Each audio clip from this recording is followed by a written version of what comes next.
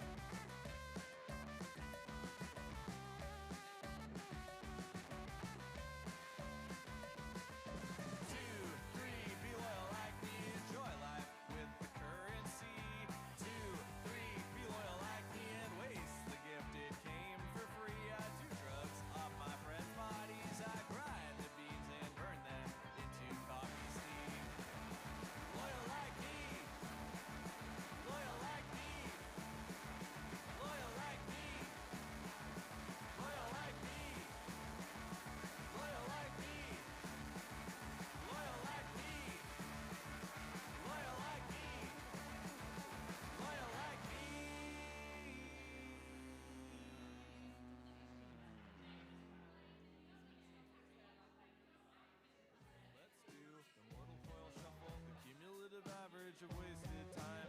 Anxiety plus caffeine. Every pleasure is guilty and the pleasure is mine. Only one of us is keeping score of the game. Where'd you get the band name? Where'd you get the band name? Edible arrangements. Everything is okay. Got my old phone replaced. Now I do nothing faster than I did yesterday. And I took off my shades just to fall on my face. It was such a disaster that I canceled my date.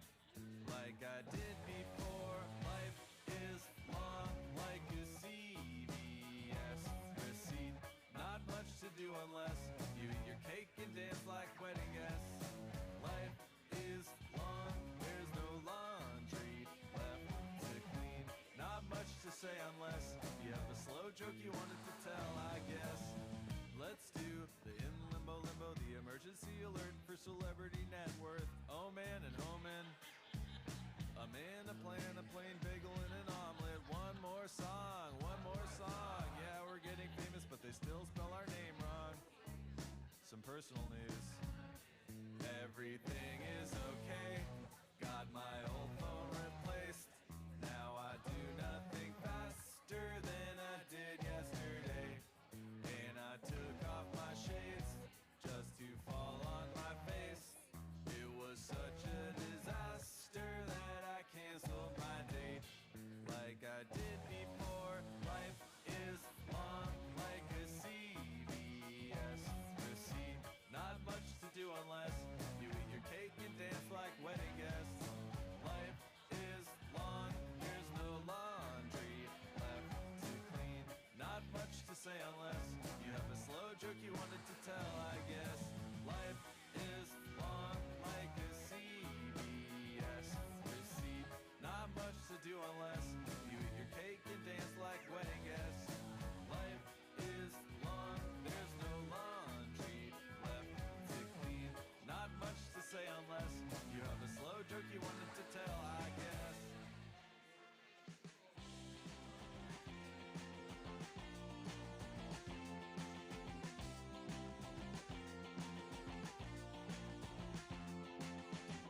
I was bored in a crossfire hurricane. I was walking around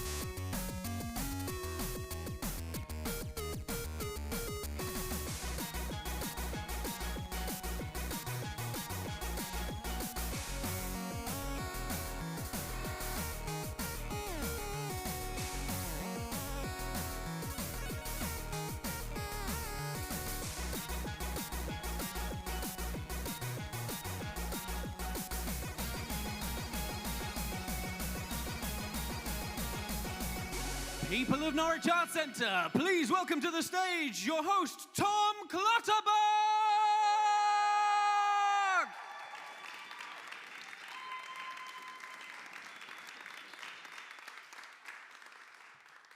Good night, thank you.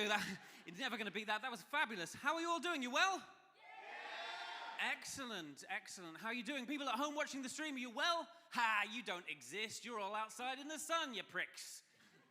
Why am I insulting people who don't exist? What are you all doing here? Why aren't you off out gallivanting in the sun? Oh, you bought tickets for things. That's great. That's nice to show up. Nice. All right.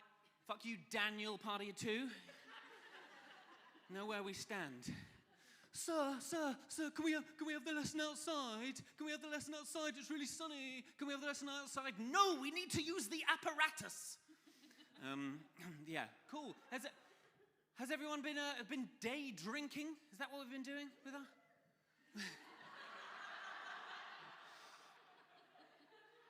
An appropriate response. A woohoo is very much a day drinking sort of thing, but I like the fact that because it's now the evening, the woohoo was like, woohoo, fucking hell. If I were you, I would have been in bed half an hour ago. If I did day drinking. What time did you start with your day drinking? Table at the back there? 1 or 8. Either you have very different ideas about when you started drinking, or you did really start drinking at 8 and time perception has just gone way out of the window. Did you mean 8 a.m.? It's what time is it now? Fucking hell. Oh, right. So one of you started drinking 8 minutes ago, and one of you started drinking 7 hours ago. Cool. And you're not listening to me because you're ordering more booze. Brilliant. Cool. That's good to know. Good to know where I stand. How's it going, Bud Party 2? Oh, you're at home, are you? Are you watching? Oh, fuck yourselves, Bud Party 2. They're probably all right, aren't they? I think Bud Party of 2 also booked tickets and didn't show to a previous night. I like the fact that you immediately default to judgment rather than concern for their health during an international pandemic. What a bunch of selfish pricks. I hope they're dead. No judgment from me. Fuck you, bud. Fuck you, buddy. Like that. That's how you get to know people. Cool. Great. So has anyone been to Altered Feast before? Woo! Great. Has anyone been to Altered Feast before this week? Yeah. Okay, because this is the third of 3 events, and I burnt all of my A material on events 1 and 2. So it's now my comparing is just asking call and response questions to the audience. So who's been to all 3? Has anyone been to all 3? Notice the apathy coming from them. Yep.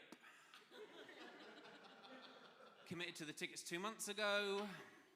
Wish we'd pulled a Bud. What's up, Hayborn Party? What are you doing?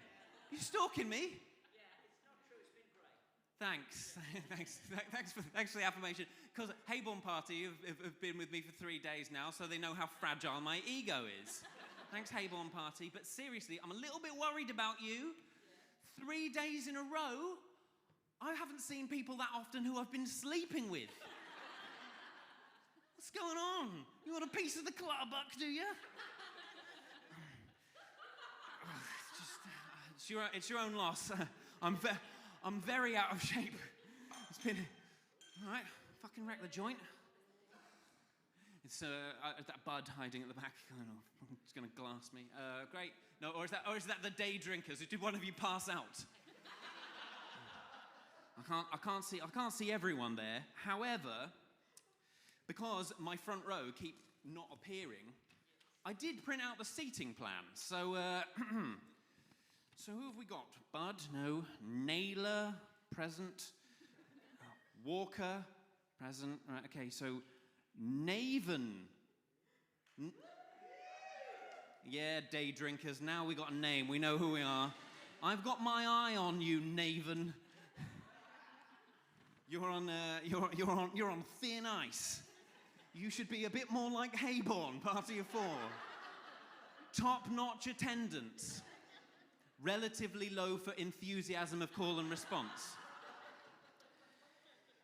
All right, folks, we're out. We're out in a day drinking type of day. I mean, I'm already overheating massively in this suit. Plus, I have a lot of head insulation. So I need you to help me power through this. This is not the outfit or look for sunny weather. In fact, I think I caught the sun on my nose a little bit, which when it goes a bit red, it really does look like I bought my whole face from the joke shop. So. Thanks. But I need your enthusiasm, folks. So who's up for a good night?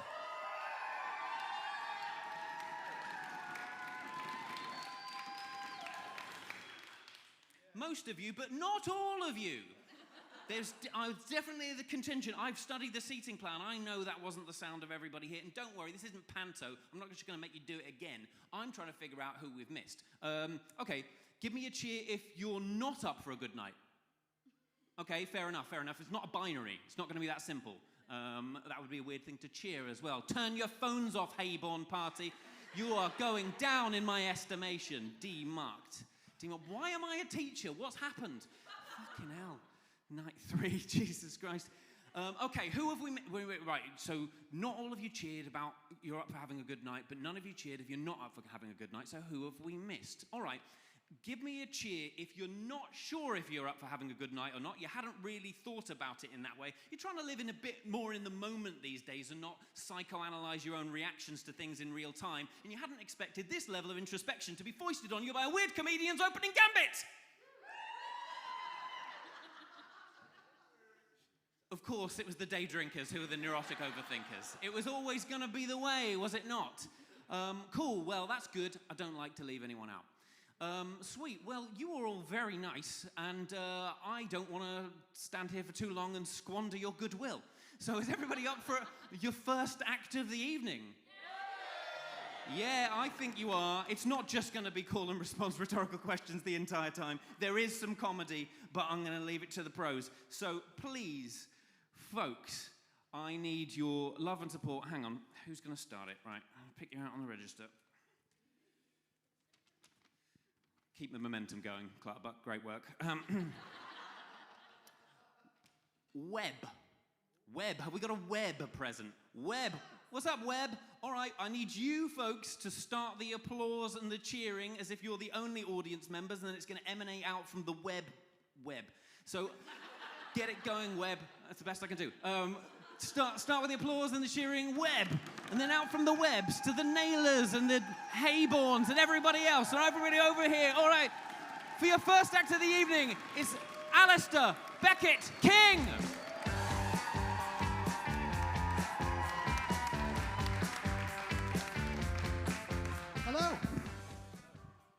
Hello. Hi.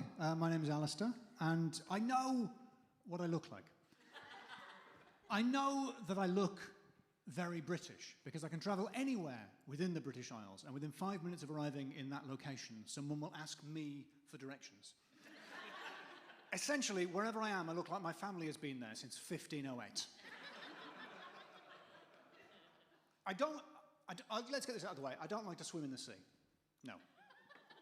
No. For two reasons. The first is that the briny salt water makes my hair go all crunchy. And the other reason is I keep luring sailors to their death.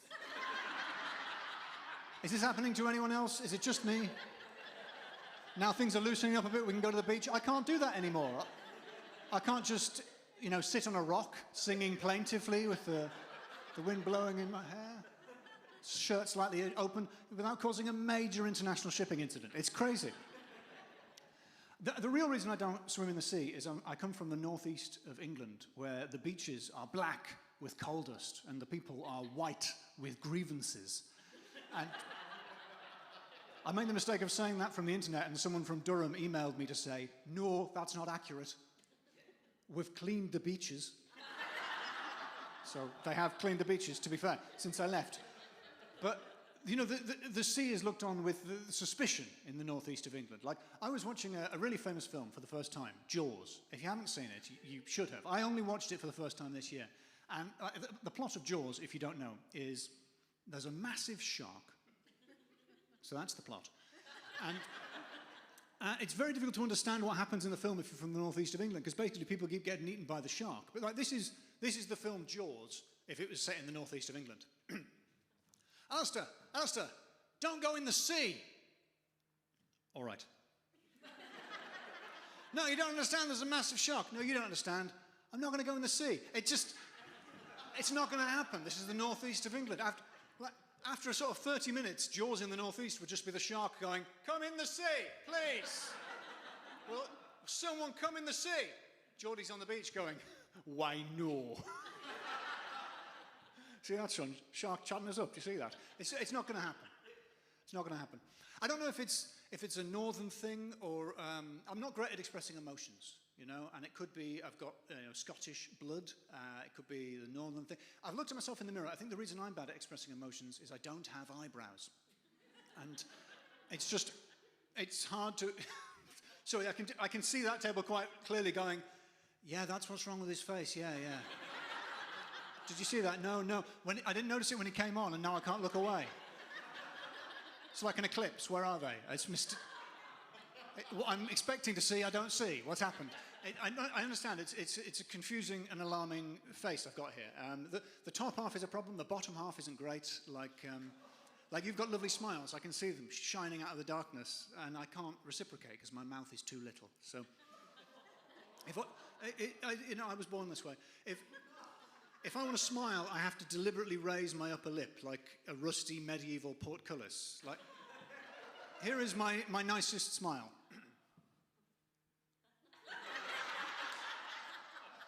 It's not lovely, is it? It's not the face of a man expressing joy. At best, it's the face of a man trying to gauge the value of livestock.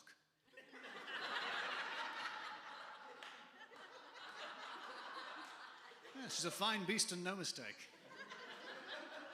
I'll give you 14 guineas, but not a penny more. That's what that face says. It's not just my face. I'm not great at expressing emotions verbally. I don't really swear. I hope that's okay. I'm not good at it. I don't even understand what we mean when we say, like, effing and blinding. You know that phrase? Oh, he came in here effing and blinding. What do we mean? We mean he came in here swearing and then blinded several people. And I just think if that situation were to arise, why mention the swearing, Hardly seems pertinent. Oh, guys, John's just blinded Simon. Oh, and his language. Oh, absolutely dreadful. Spoiled what was otherwise quite a good blinding. It's a weird thing. It's a weird thing to say. And then part of the reason for this is I'm a vegan. Oh, surely not. He doesn't look the type. Well, I am. I think I was that table again. Don't always judge people based on how they look. And that makes life hard because, if you're British, most of our advice comes in the form of axioms that aren't suitable for a vegan diet. Like, if you're a vegan, you can't have a bird in the hand. You can't kill 2 birds with 1 stone. You can't skin a cat in any way at all. You can't swing a cat in a room of any size. You can't catch more flies with honey. You can't make a silk purse out of a sow's ear. You can't beat around the bush for fear of injuring a hedgehog. You have to cry over spilt milk. It's crazy. I'll give you an example of a piece of vegan advice, and you'll see the problem. Listen, you can't make an omelette. That's it. It's not really advice. It's just an uninflected statement of fact, that. Sorry, you can see my horrible smile appearing unwittingly there. Because I haven't done stand-up for a year, and that's the first time anybody has clapped anything I've said. I'm genuinely happy for the first time in oh, that's a weird feeling. Didn't need to bring you all inside that, but I'm almost tearing up. Weird. It has been strange. Now that we're opening up and we're allowed to go out, I met one of my new heroes, and it's the guy in the park who does really big bubbles. Do you know that guy? He goes like, bubble. And the people watching go, let's just try it. Bubble. Yeah, that's worth £1, isn't it? And I watched these guys with such admiration because I didn't realise really until I started watching the skill involved that that's his job, you know, that is his profession. Like, because when I was a kid, I had a little pot of bubbles, you know? Maybe you had a little pot of bubbles. You go tuk, tuk, tuk, bubble, bubble, bubble, tuk, tuk, tuk, bubble, bubble, bubble. How many of us dreamed of going pro? Oh, we all thought about it, didn't we? We all thought about it, but it was never going to happen for us. We didn't have what it takes. We didn't have a bigger hoop. We didn't have any of the things you would need. A slightly more concentrated solution? No! To make it on the pro circuit. I'm such an admirer of these bubble guys now because I don't know if you know, if you hang around like towards the end of the evening, you can actually like interview them, do like a post-match interview and break down like the technique. I do that every time now. I'll be like, so you made a lot of very large bubbles there. You must be very pleased with that result. And they're always, oh yeah, no, made up with that, absolutely made up. You know, it's been an amazing season for me, and the fans have been really supportive. But that's what it's about. It's about the fans. You've just got to go out there and make as many bubbles as you can, as big as you can. In this game, that's what it's about. Because, you know, at the end of the day, they close the park. That's what that bit was leading up to.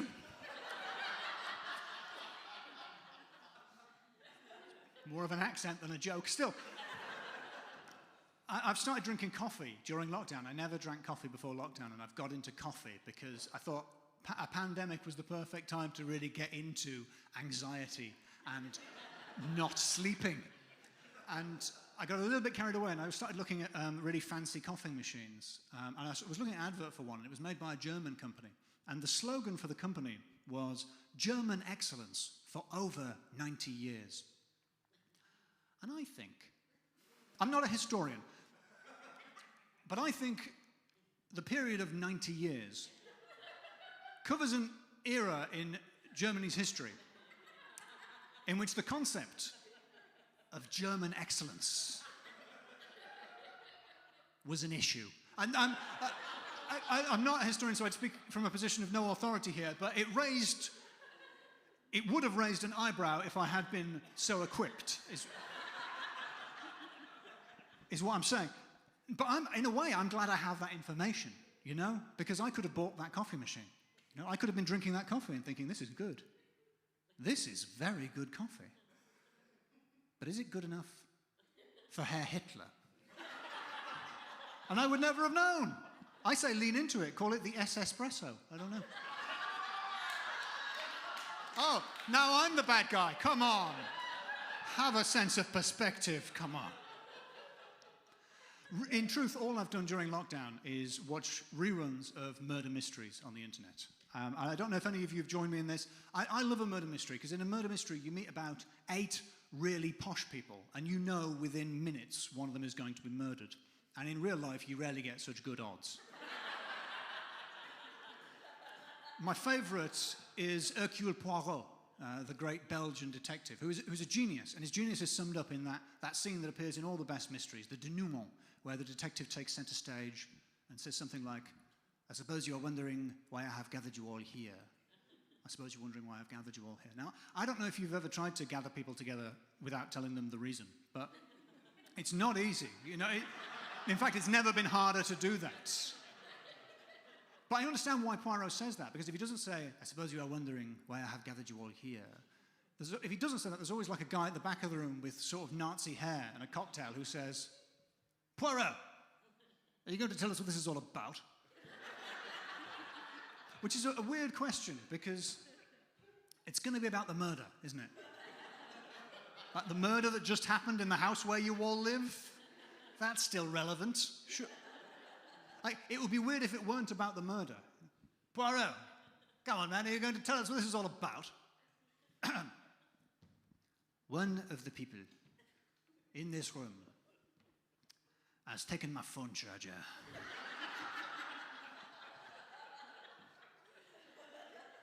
And I need it on like 3%, so Was it you, the Reverend Johnson? Always the screen brightness set to full. It's not going to be that. Give him some credit.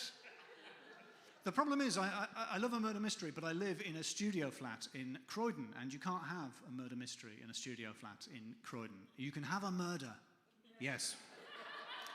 But there's very little element of mystery. You know, and I have forgotten the end to that joke.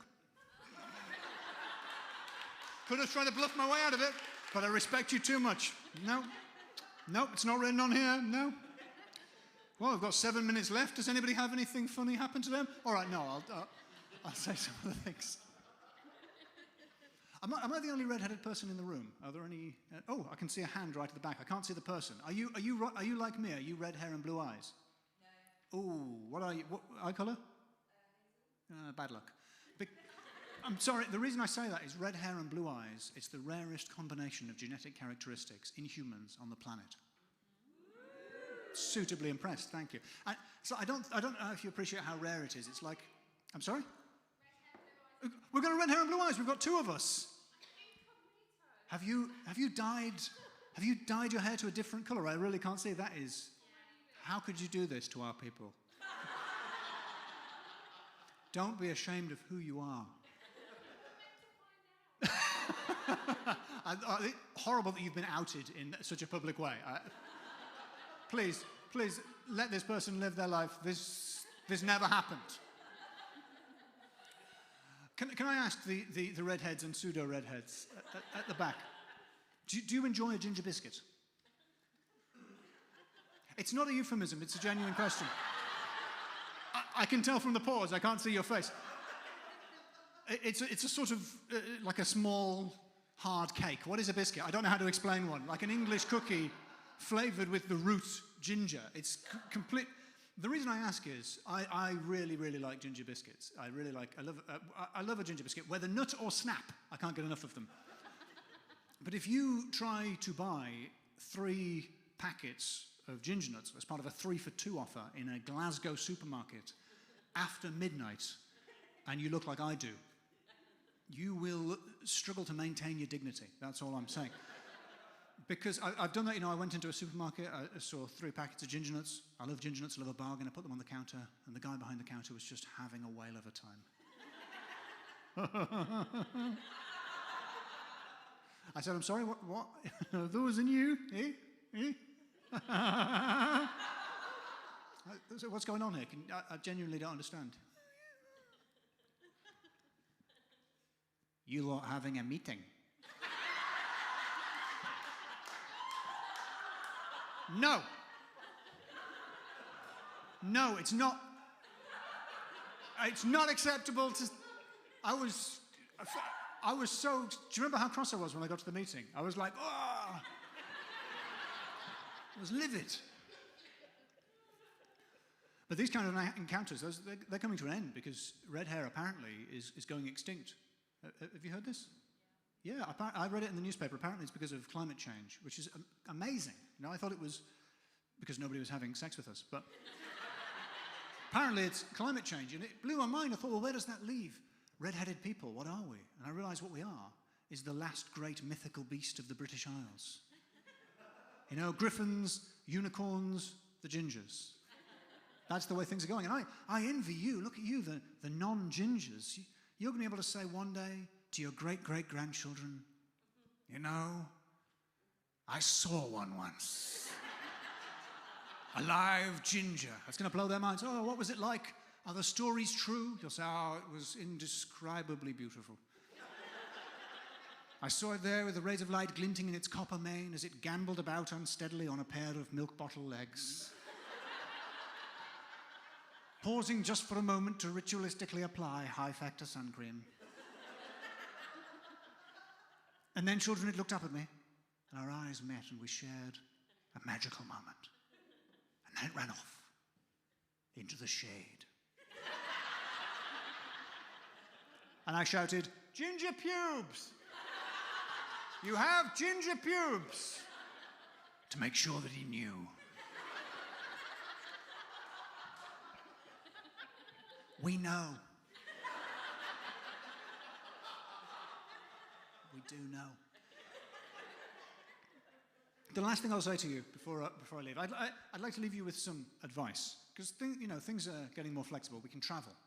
And for me, that means traveling by train. I love to travel by train. But one of the worst parts of the train, I think you'll probably agree, is the toilet.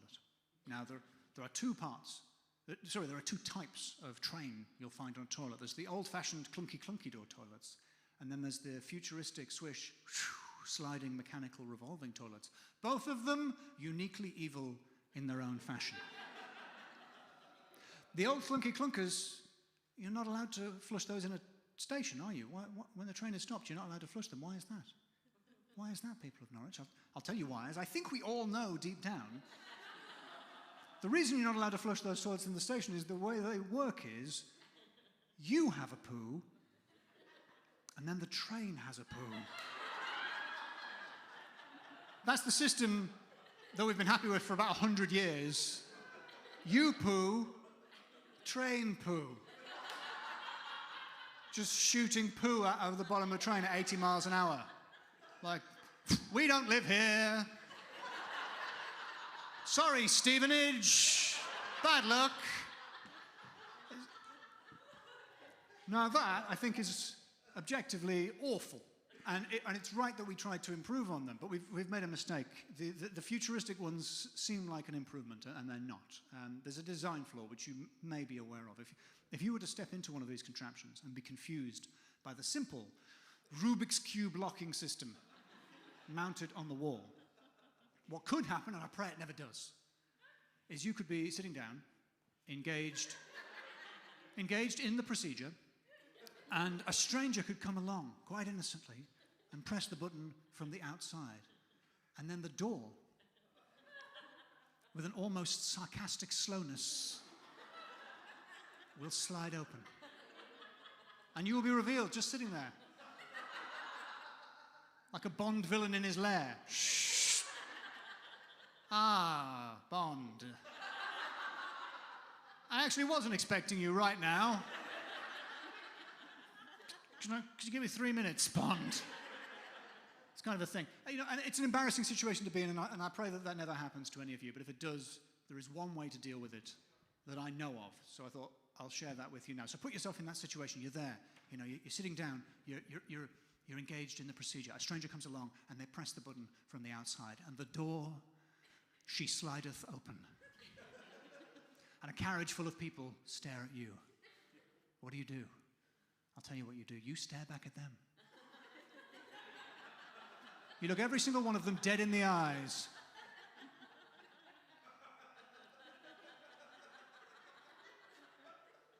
You wait till you have complete silence. And then you say, I suppose you're wondering why I've gathered you all here. It's the only way. It's the only way to deal with it. Thanks for your time. My name's Alisdair Beckett-King. Have a great evening. Goodbye.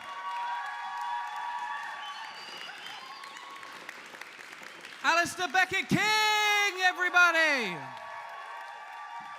Oh, he's a tall man. He's a tall man. He's very funny, man. You should follow him on all of those social medias that they have nowadays. Makes very funny videos. What's with all the chatting? It's not over. This isn't the interval. It's still a show. Pay attention, Jesus Christ. So yeah, he does funny videos on the internet, including there's one called Interdimensional ABK, which is from a previous show, which is like an animated trailer for the show. It's like literally the funniest thing I've ever seen. So please look that up. Cool, right. By the way, I don't know if you noticed, I was doing like switching out the microphones and things. It's because everybody's toxic. Literally, not like problematic opinions. Although, it's a half-male bill, so statistically it's possible. Anyway, they're not. They're all very lovely. But it's weird, the sort of admin that you have to do with the microphones and switching it out and making sure that it's all safe and COVID-friendly and things like that. It's sort of like, I don't know. I was thinking about it, when people are cool and they make like a really good point in a speech, or they do a rap and it's great, then they drop the microphone and then leave. Like, that's what being cool is, right?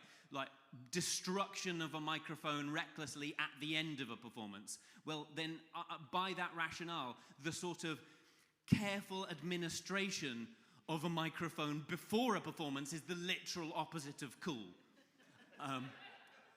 And that's my job. And I'm happy to weather it for you, for your entertainment.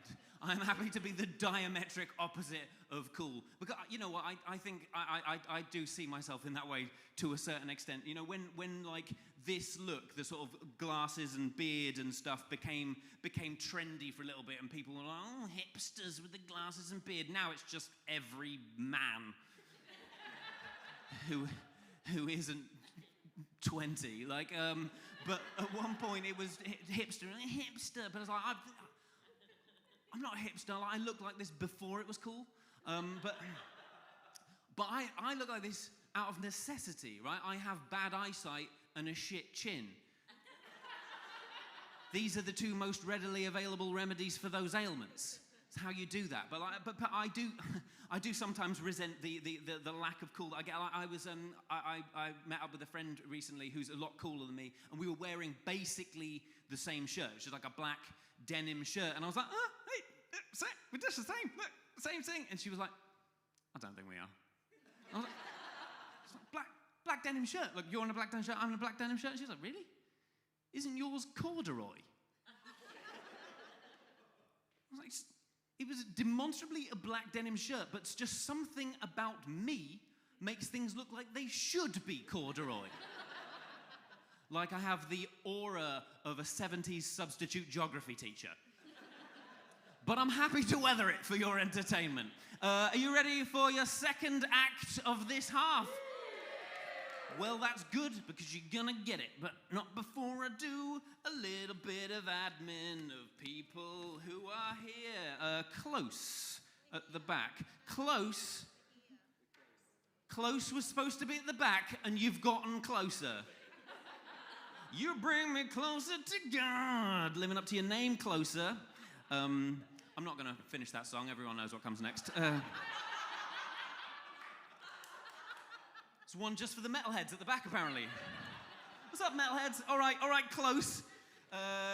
Could you please start the applause and cheering? Close, and you can have Naylor as well. Naylor, you can join in. Cheering and applause.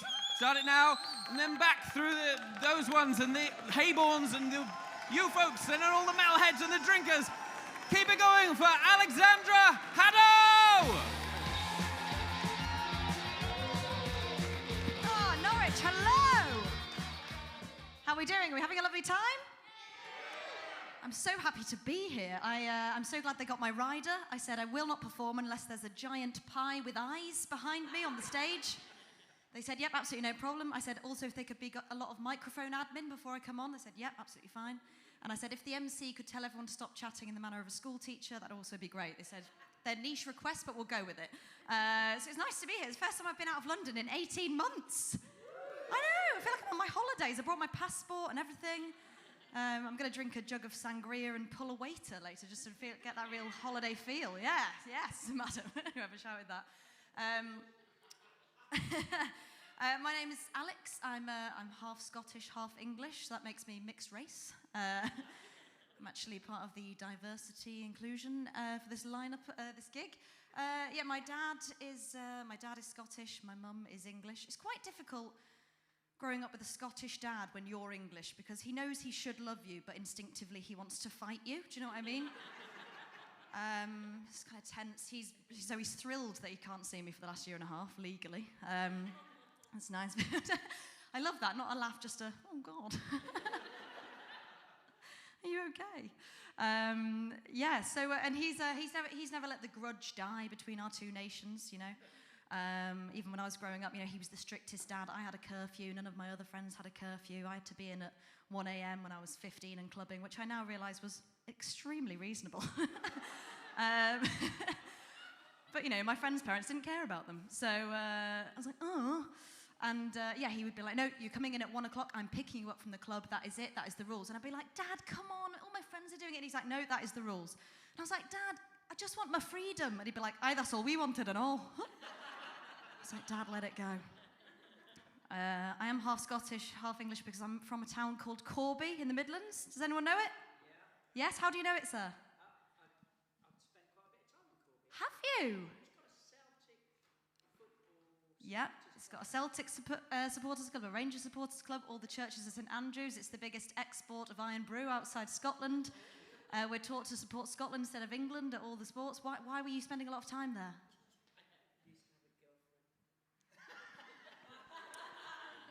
I've been Alexandra. No. You used to have a girlfriend there. Okay, and now you don't, and you seem lovely. Or whichever one. I don't know what the scenario is here.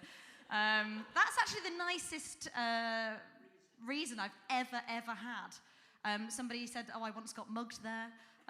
Somebody said they once played a football match there and it got postponed because there was a burnt out car on the pitch. So actually, that's the nicest reason I've ever had there. Or did it break up because she stabbed you or something? Yeah, it's a unique place. We've won and lost quite a few awards in the last few years. We had 2016 Worst Place to Live in the UK. We had 2017 Debt Capital of the UK. Yeah, I know. Probably everyone buying loads of shit to try and cheer themselves up, I imagine. We did have the highest underage pregnancy rate in the UK, but we lost out to Hull in 2018. I know, yeah. I mean, until recently, we were actually the largest town in Europe without a train station. Yeah, I know. A fact I learned from QI, where they did a whole section on how shit Corby is as a town. That's what I love about the UK, by the way, is that, you know, when you meet somebody from another town in the UK, unless they're from a cool city, you have what I like to call the shit off. My town will be shitter than yours, and here's why. We show off about it, don't we? Yeah, so we were the largest town in Europe without a train station. Then in 2015, we got the aforementioned train station, yeah. And it had one train a day to London. Nothing coming back. This isn't a joke. This is not a bit I've written, honestly. And that's how much people want to get the fuck out of there, okay? You can just imagine them at the ticket office being like, okay, well, what time will we put the return on? No, don't bother. Like, you're not going to make any money on that, okay? So that's where I'm from. I live in London now. It's been which I'm glad. I'm glad I wasn't stuck in Corby for the pandemic. Did anyone have a good pandemic? Did you? Oh, you got married! Oh, give these guys a round of applause. Did you get married in a lockdown, or was it kind of when we were pretending it was fine in August? Was it August? Highly illegal. Yeah, we can bend the rules here. It's fine. It's hot. No one's dying. So how many people were you allowed? 15. So you could just not invite anybody you actually don't really like.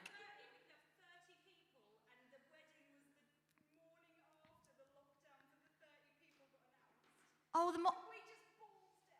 oh, yes, there was an illegal wedding! Amazing. Oh, so you've had a good pandemic. I just love the fact that the pandemic has made sentences and phrases that if you said them in 2019, people would look at you like you were insane. And now it's complete, we don't even bat an eyelid. For instance, I went for dinner with my friend yesterday, and she texted me saying, sorry, just so I know, are you hugging?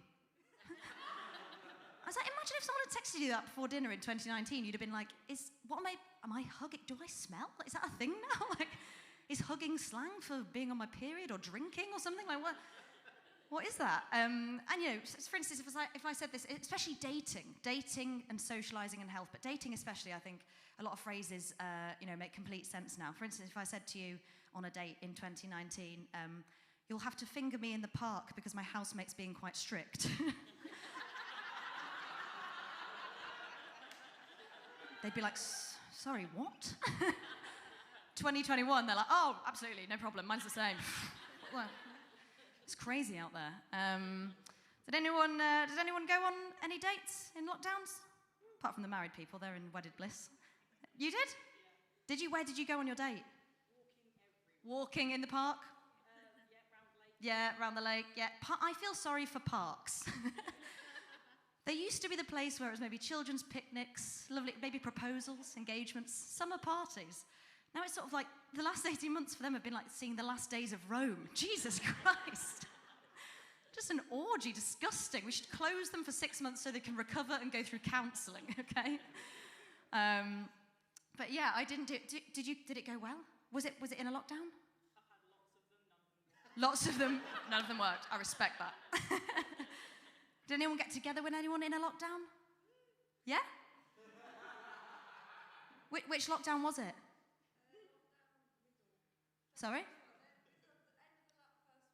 End of the first one, the hottest one, the most illegal. Yeah, I like it. I didn't go on many dates. I went on one date with an actor. I thought he was very cool, and we went to this restaurant. It was going very well. We kind of spent the whole day together because I met him in real life. Remember that? It was mad. I met him in real life. We went on a date, and it was all going quite well. And then he told me he was a vegetarian, and I was like, great. And I was lining up the two questions that you always ask everybody once they say they're vegetarian. If you're not, how long have you been vegetarian? Why are you vegetarian? It's science. You have to ask it, otherwise the conversation cannot physically move on. Okay. But before I could do that, I sort of opened my mouth and he realised and he said, I've always been a vegetarian. My parents were vegetarians. And he was like 37, 38. He said, and I've never, ever tried meat. I said, oh, that's actually quite rare. He said, yeah. And it was like the lights dimmed in the restaurant for a second. And he just looked at me dead in the eyes and he said, I just can't imagine a single living thing dying or suffering any pain as a consequence purely of me wanting to consume them. I've got to admit, I did feel a bit bad about the veal I was eating, but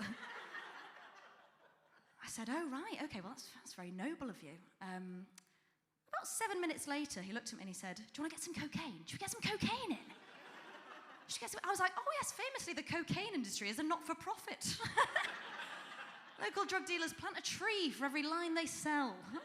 My drug dealer's actually up for a Pride of Britain award for uniting communities. No, I don't have a drug dealer. I'm scared of drugs. I accidentally drank my friend's drink about 6 months ago in sort of the period, the wedding period, the period where we were all like, it's fine, it's gone.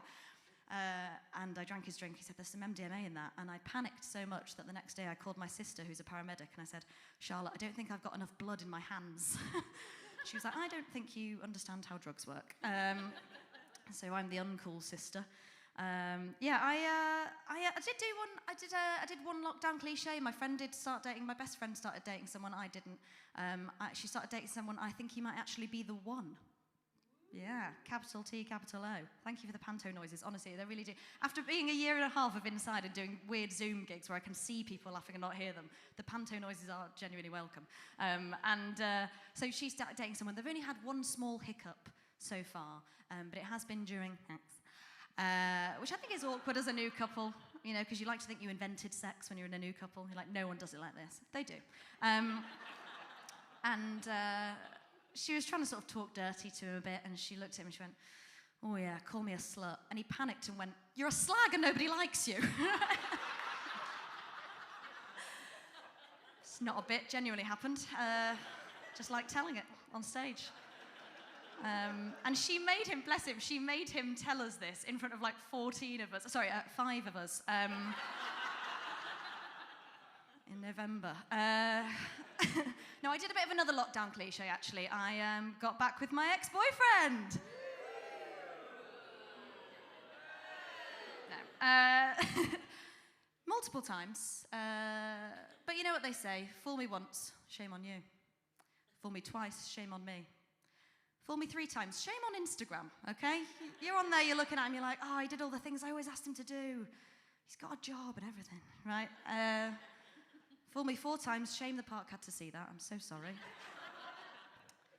Fool me 5 times. Shame you didn't put a bet on. What were the chances I'll be back here again? Fool me 6 times. Shaman. We need a shaman to release us from this toxic cycle of abuse. It didn't work out. As you're probably guessing, we're waiting for lucky number 7. No, we're not. I did something I've never done before. I then blocked him off all platforms, off everything, after we broke up, because it was a bad breakup. Give me a cheer if you're a blocker after a bad relationship. I'm looking at you, date lady. Oh, married lady, yes, that's why you found the one. That's why she's happy now, because none of them can physically reach her. And also, you seem lovely, sir. Lovely shirt. I blocked him. I blocked him on all the big names, Facebook, Twitter, Instagram, Bebo, MySpace, you know, all the big ones. I'm just really worried that I'm going to get shit-faced and email him at 2 a.m. Do you know what I mean? Like, subject of email up, body of email, are you? Get back to me by end of play. Please don't tell HR. And I think the problem is I've worked out my problem, is I'm picking the wrong men. Okay, I think it's a problem we all have suffered with. You, and now you've rectified that. Congratulations again. See me after. I need to get some advice. No, I'm picking the wrong men, and I think it's an issue to do with class. Okay, by that I mean I have none. No. What I mean is I grew up very working class, from a steel town in the Midlands, as I've already said. By steel town, I mean we stole stuff.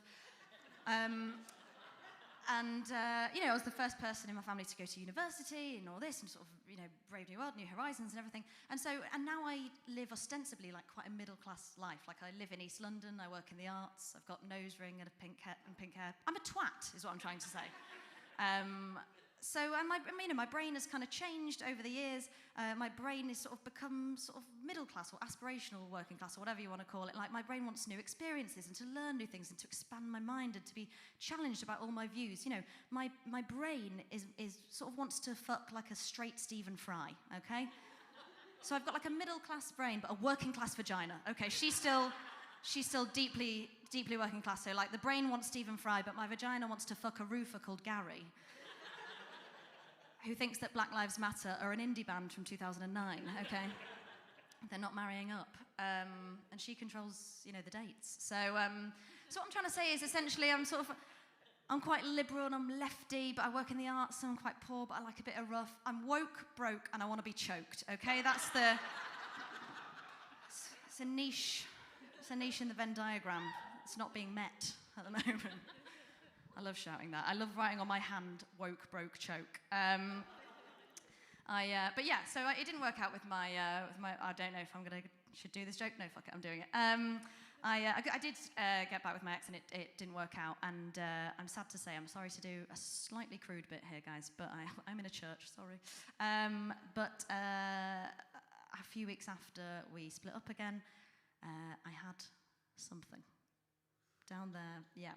I had a rash. I was panicking a lot. I was like, I should have trusted my instincts. What's he given me? This is awful. And so I did the responsible thing. I went to the STI clinic, went and got tested, got a full screening, everything. And went back the next week for the results. And they said, don't worry, you're absolutely clear, you're all fine. What's happened is it's actually quite a common problem. You're actually allergic to your boyfriend's sperm. And I said, that's so weird, because I haven't got a rash all over my face. All right, that was all right. Yeah, good.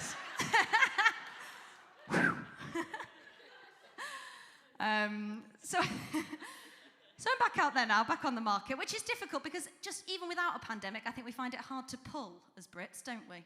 Have we got any Americans in the room? No, we would have heard them by now, it's fine. They find it very easy. They're very upfront, aren't they, Americans? Scarily so with pulling. I was in a like the way we pull as British people.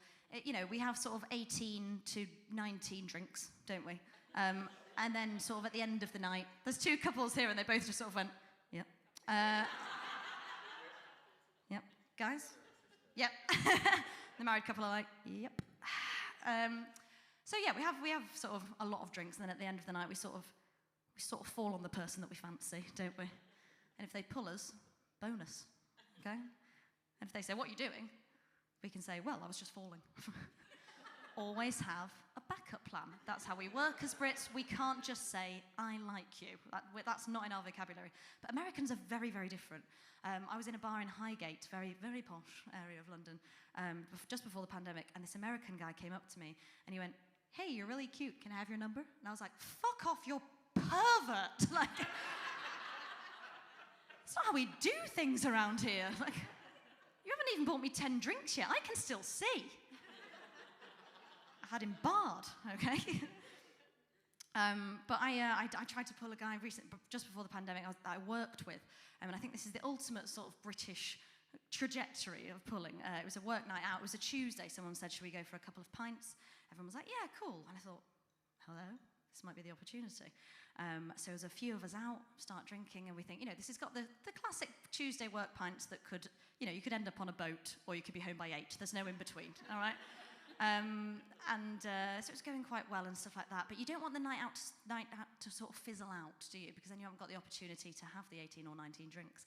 So what you've got to do in this scenario is you've got to have what I call a buffer. Now, a buffer is a friend that you make stay on the night out so that it seems bigger than it actually is, so that nobody starts trailing off home. So then people stay out, so that then you can pull the person saying it out loud, no, that sounds predatory, wasn't that bad, okay. And in this case, the buffer was my friend Sarah, right? And I was like, Sarah, come on, will you just stay out for me so I can pull this guy? And she was like, Alex, it's a Tuesday, I've got a job interview in the morning, like, come on. And I panicked and I knew her weakness, and I just went, shots! Let's do some shots. You love shots. You know fun anymore, Sarah. Come on, let's just we never go to a club anymore on a Tuesday, right? Come on.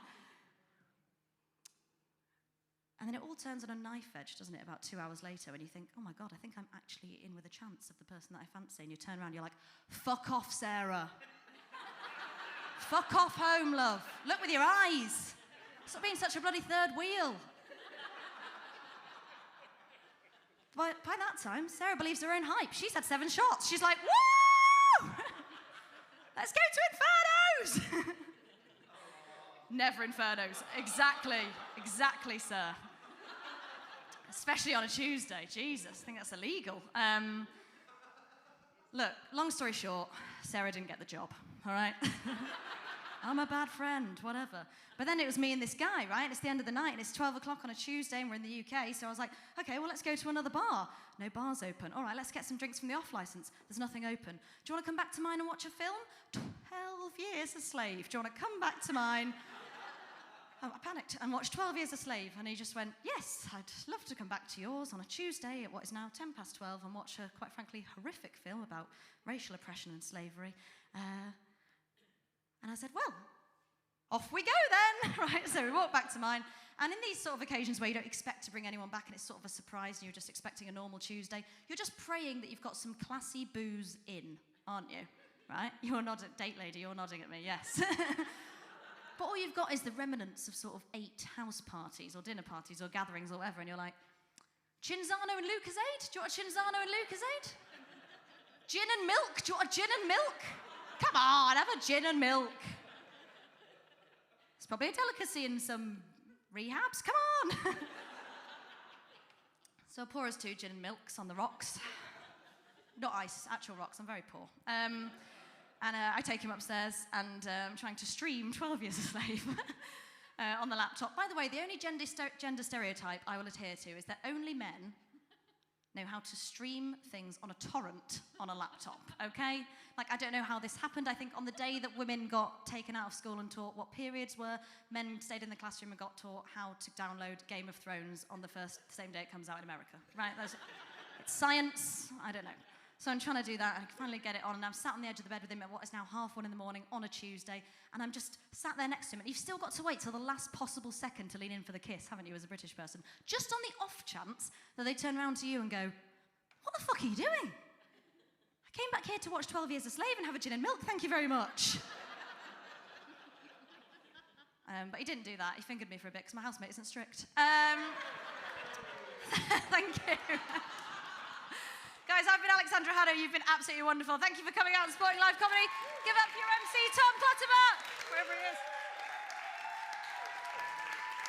Alexandra Haddow! Oh, she's very good. She is very good. Cool. All right. How are you all doing? You still awake, Naven? Hey, brilliant. All right. Well, do you want an interval so you can have more drinks and fall asleep? We'll get you a round of Chinzano lemonades, gin and milk. All right, cool. Everyone up for an interval? Well, you're going to have one because that's what happens now in the running order. I'm not going to change it just because of your apathy. Fuck's sake, Hayborn, you need to put more energy in. Otherwise, we can't have an interval, and I'll just have to keep talking. Do you all want an interval? Good, because that's what's next. All right, so have some drinks, order the drinks, go and have a wee, go and have a cigarette. I don't know why I'm mansplaining an interval. Just do some stuff and listen to a new band that I really like called Cheekface. I've got them to give me the license to put the music on so the stream doesn't get taken down. Hopefully that you're still there. Cool, they're really good. I just like making people listen to things that are good.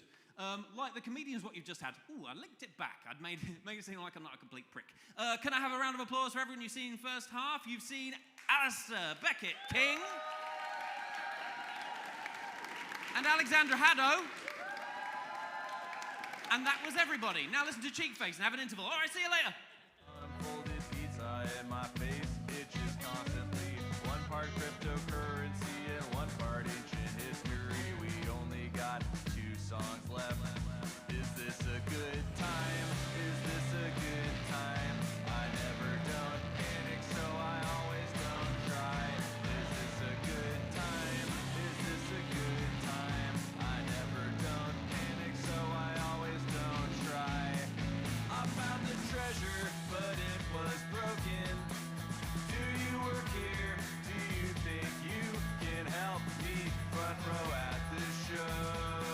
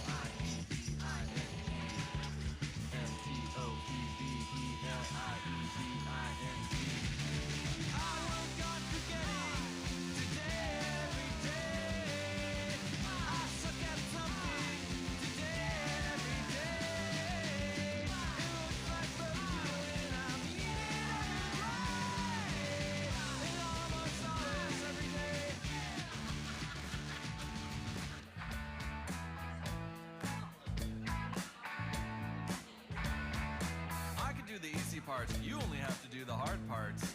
Are my hands freakishly huge, and is that why everything slips through my fingers? Let's get canceled. Let's get canceled together. If I get canceled, I want to get canceled together. Exclusion is a gift, a silver medal, the end of youth, a couple packs of my favorite snacks. Dr. Dre, not Dr. Seuss. No tenants and no trees, no snowmobiles and no skis. Call your doctor immediately if you faceplant in the salad bowl. I'm doing this out of sheer boredom, over an Apple Store employee type beat. Sometimes I wonder if a single good thing exists on Earth, and then I eat Cinnamon Toast Crunch. Everything is boring now. I can't help it. I can't help it. Everything is boring now. I can't help it. I can't help it. An emoji for each stage of grief. Man, good luck looking good in anything. Human trash is everywhere, and the highlights get older every year. Everything is boring now. I can't help it. I can't help it. Exactly, Kevin. The moon just sits there, a blood blister. I knew you were full of from the moment you called yourself a straight shooter, a supreme corpse, too busy looking at someone else's phone. 600 white guys have formed a line to give me advice, but I'm the kind of person who'd carry around a pocket constitution, so you don't need to buy me one because I already have one. Every night is a celebration for some reason. For these rich goth teens wearing Marilyn Manson makeup in search of a second bagel, there's always some reason to talk about yourself. Are you in line, discarding an empty bag of smooth jazz electrolytes? And of course I relate to Lena Dunham. I relate to every annoying genius. Don't get hit by a car. Everything is boring now. I can't help it. I can't help it. Everything is boring now. I can't help it. I can't help it. An emoji for each stage of grief. Man, good luck looking good in anything. Human trash is everywhere, and the highlights get older every year. Everything is boring now. I can't help it. I can't help it.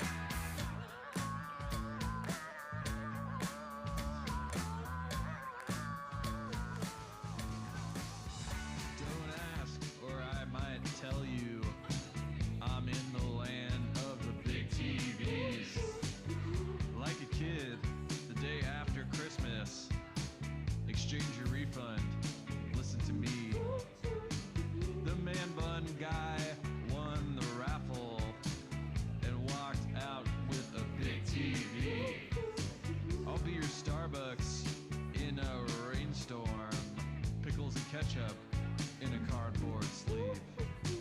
$10 million, cash tax free. If you don't want it, would you give it to me? Death metal t-shirts, Static and Fuzz, and here I was. Here I was. A conversation in confidence. No hetero-affection, conflict again. 10 angry tenants, all of them sighed. The nasty neighbor killed the vibe. Cold-looking people or mortal men. I ate a salad and listened from the next door apartment.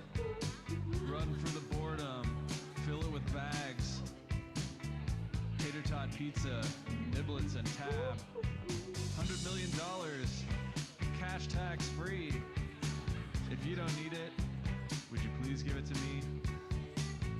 Megadeth t-shirts, Static and Fuzz, and here I was. Here I was.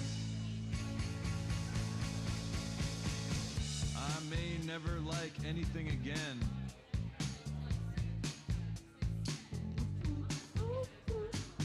I may never like anything again.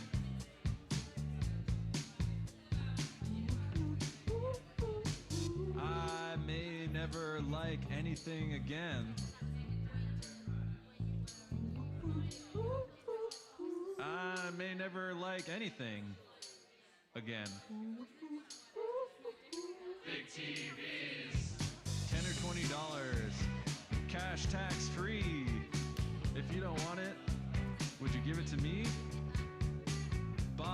t-shirts, jamming one love, and here I was. Here I was. We would like to welcome the people who know nothing and think they are better than us. I'm not here to start a problem, I am in line for fate. And if you want to know what love is, well, you're gonna have to wait. It's an unexpected skeptic who you met in Mexico. Echo, just look at the pinwheels. I'm someone who wants to blow. And I'm belching at the graveyard, and I'm feeling strangely fine. It's a big blank distraction of the mind. Whatever you're looking for, you won't find it at school, you famous internet doofus. Adult recreation, and I'm losing every time. And if winning's half the battle, I'll take the other half. It's fine. There's a bunch of random rich guys in Male Feminists, the band. And as Subjan Stevens sang, I wanna hold your frickin' hand. Now I'm dead, sell my krill vinyl to the desperate Discogs guy. It's a big blank distraction of the mind. I'm going for my own jugular, or the jugular of someone who looks a lot like me. Happy to invite you, but you're gonna leave early. Of mice and men on ice is not the break you'd seem to need. There's bad mojo at the dojo with no air conditioning. Stage your parking space, take a chill pill for anxiety. I'm the Michael Phelps of eating snacks to stores out of my size. It's a big blank distraction of the mind. Living here sucks. If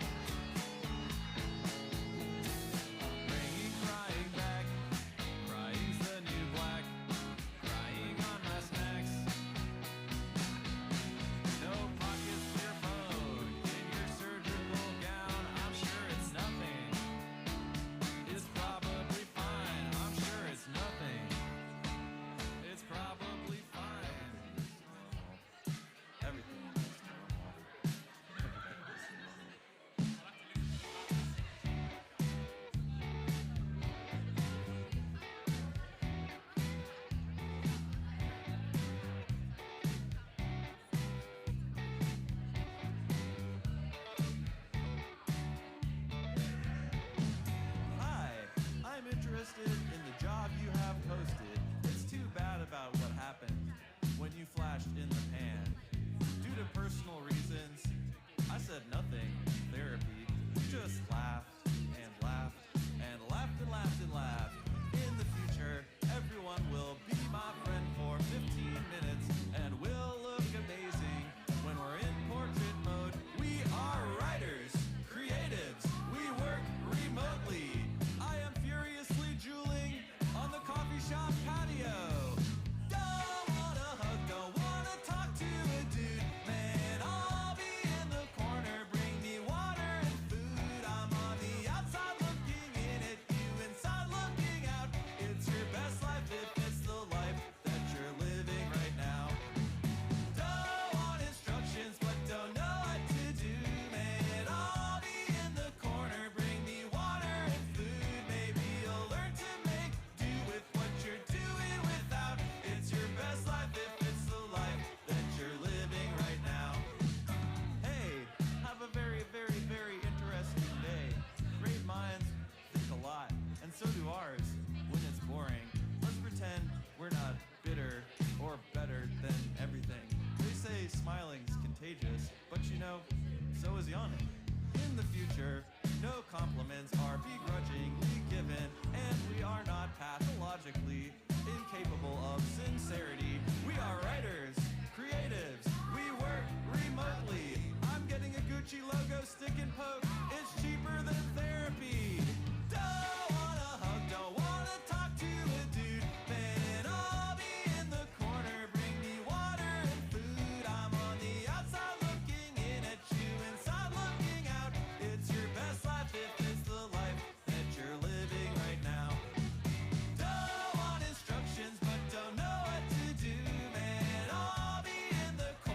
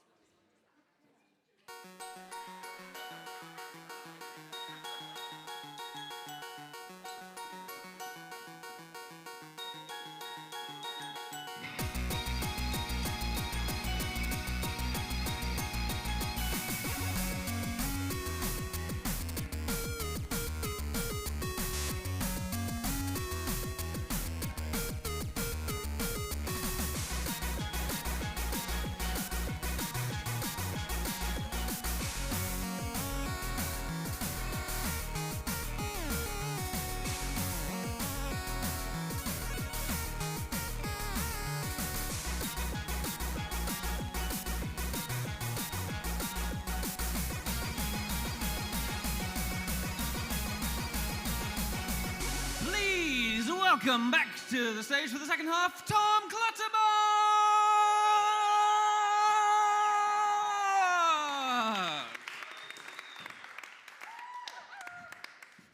I got off my horse just to come and entertain you. How you doing? You well?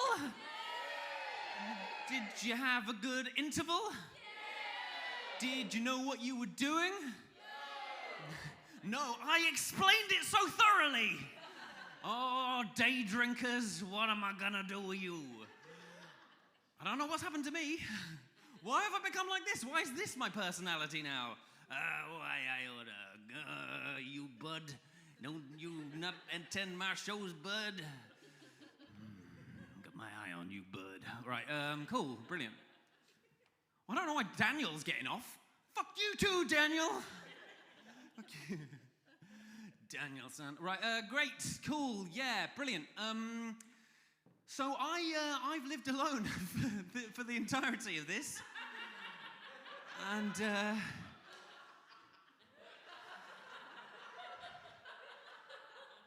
little bit forgotten how social interaction works.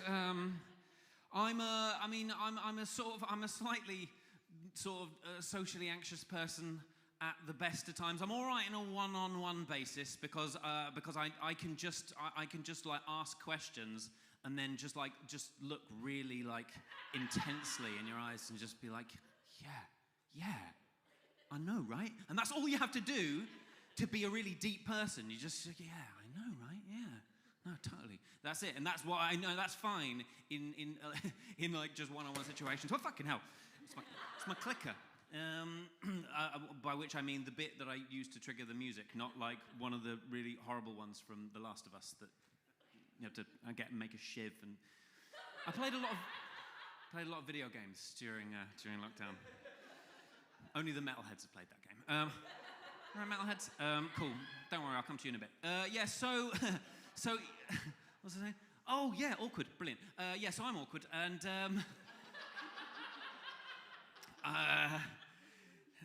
I'm a little bit like, this is great. This is great, being able to have comedy with people in the room, because it's a lot worse doing this with no one else there. I have just been like just sort of Seinfelding to myself in my flat. What's the deal with conditioner? Oh, it's not good enough to just have your hair be silky and smooth. You gotta make it believe all of your opinions. Like conditioning, like so. So that's not even a good joke. I just palmed it off on the Seinfeld bit. It's just like, it's not real. It's not real jokes. Anyway, yeah. But like this is sort of all right. But I'm a little worried about what it's going to be like in groups, like when you're allowed to have more like than two other people who are not just your parents in the room at the same time. Because the thing is about, like, you'd imagine that like doing stand-up is sort of more nerve-wracking than just like being in a group conversation, just like having dinner. But at least here, I know whose turn it is to speak. It's mine. Yeah. It's a little scary, but I know where I am. So, you know, it's okay. Like, it's not your turn to speak unless I ask you like a direct question. Like, okay, so can I ask you a direct question? Cool, you nailed that interaction. Fucking brilliant. That's all I needed from you. All I needed from you over there. Great. But yeah, But then I sort of thought, oh, that'd be brilliant. We could be back doing stand-up again. I know how to do that. I know how to say sentence words. And you know, thanks. And then like, so my brain was like, yeah, really excited. I've got some really good acts. They're all going to come up to that London, from that London to the here, where we are now, and it'll be brilliant. And I'll say things, and like, my brain has been like really excited about it, but my body has just gone, oh, absolutely fuck no. No, we're not down with this plan. And I'm not eating properly. I mean, you know, it's really very convenient that I live a 5-minute walk from the venue, because it means that I'm allowed to do my nervous shitting in my own house.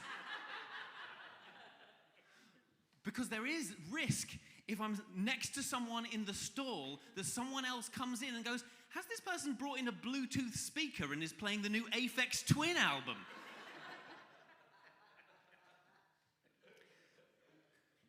I'm trying to figure out who of you knows their progressive electronica and who of you needs an auditory follow through. Okay, I'm not going to say. No, I'm not going to say it. I'm not going to do it. Basically, it's lots of horrible noises. Cool. But yeah, so but it's all right. It's been okay. Like, I think there's a lot of things that make people anxious. There's the fact that, you know, there's a virus that can kill you, that sort of thing. But I haven't sort of worried about that much. I've been like, yeah, that'll be fine. If that happens, that's out of my control. Like, I don't have to do anything specific about like if I die because of like the virus. In a sense, like, I'm off the hook. No one's gonna yell at me for not replying to my emails. It's just sort of like, that's out of my hands. I don't get anxious about those sorts of things. I don't worry about those sorts of things. But the things that I have to deal with and take care of, that sort of stuff stresses me out. But like, I've actually quite liked the fact that there've been rules and the things you do, and wear a mask to go into your shop, and what there's stuff on your hands, and sing to your hands, and keep doing it, all that kind of stuff. I like the fact that it's very clear, which is like, but some people just can't handle it. They're just like, stop telling us what to do, like this, and like. I mean, it doesn't make sense, the whole, like, you're thinking that wearing a mask is some sort of, like, bit of government control, like, because they already have that. And it's called surveillance and facial recognition software. So the last thing they want to do is normalize putting a bit of fucking cloth over your face so they don't know who anyone is. It doesn't make any sense. I think the only reason that people are against wearing masks is that when you wear a mask, it does bring into sharp relief how bad your own breath smells.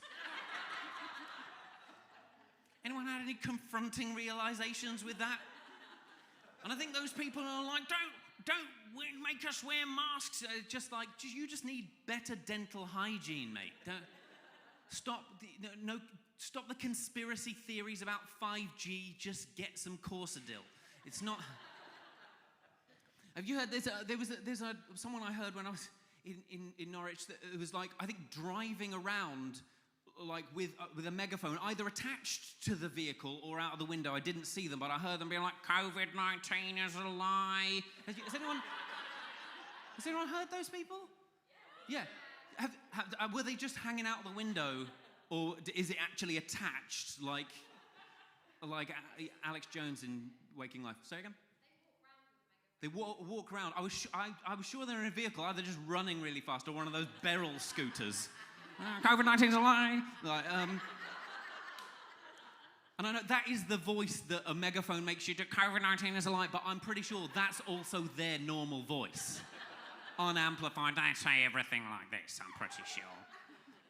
I'm like, there aren't many things that it's acceptable to like shout through a megaphone from a moving vehicle. The only things that you can announce from a moving vehicle through a sort of amplification system are conspiracy theories, the fact that ice creams are on sale, or the fact that you will pay for people's scrap metal.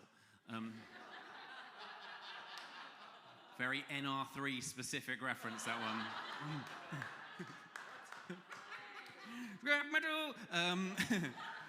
Does it work? Is it a good business model? I don't know. Why doesn't anyone else try that as a business model? Like, dog walking and grooming services. It's not the way it's done, is it? But like the one thing that I think that we've never managed to normalize and get used to, no matter, we're singing to our hands with aplomb, but the one thing that people have never really properly taken on without being twats about it is the elbow bump. I think it's quite cool. I'm fine with it. It's just like, offer up an elbow bump. Yep, cool. Just bump it in. We're away. That's no problems. I don't have to worry about like a clammy hand in a handshake or a sort of like passive aggressive, like, I'm good at business crush. There's none of that. It's just, it's equal opportunities bump. Unless they like slam you in the ribs to show you that they're good at business. But But you can't, like, I'd say 95% of people's response to the elbow bump offer is like, ooh, should we do it? Should we do it? Go on then. Like, they can't, you can't do it. Like, there's a weird sort of ironic, histrionic chicken, half chicken. And it's everyone who does it. You even see, like, the politicians at press briefings doing it and being like, should we have a go? You're the pricks who've told us to do it. Just get on with it, Jacob. Like, it's not fucking... It's like, just... It's not big, just normalise it. It's not wacky like they've got to do it with this sort of, with this tenor of like a sort of naughty aunt. Suggesting that you crack a gin in a tin at your niece's christening. Oh, should we have a cheeky gin in a tin? Gin in a tea. Should we? Susan, it's 11 a.m. I think you've got a problem.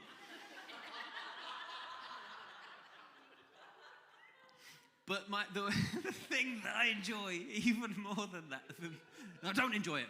I forgot my own attitude and point of view in the bit. Right, the thing that I don't enjoy, I do enjoy this, is that some people, particularly like my dad, and I'd say most like older men, go for a fist bump. Have you had this? And it's like, no, that's not the gesture. Your knuckles are not protected by a garment. It's not the thing. Like you could bump and then sneeze or wipe your nose and then do a bump and then do a sort of pensive listening pose when you're pretending to be a listening person. Go, yeah, absolutely. Nose full of the Rona. Yeah. That's not the gesture, but it's like it's always older men doing it. I saw like at Biden's inauguration, it was like going around bopping everyone like a G. Like that's not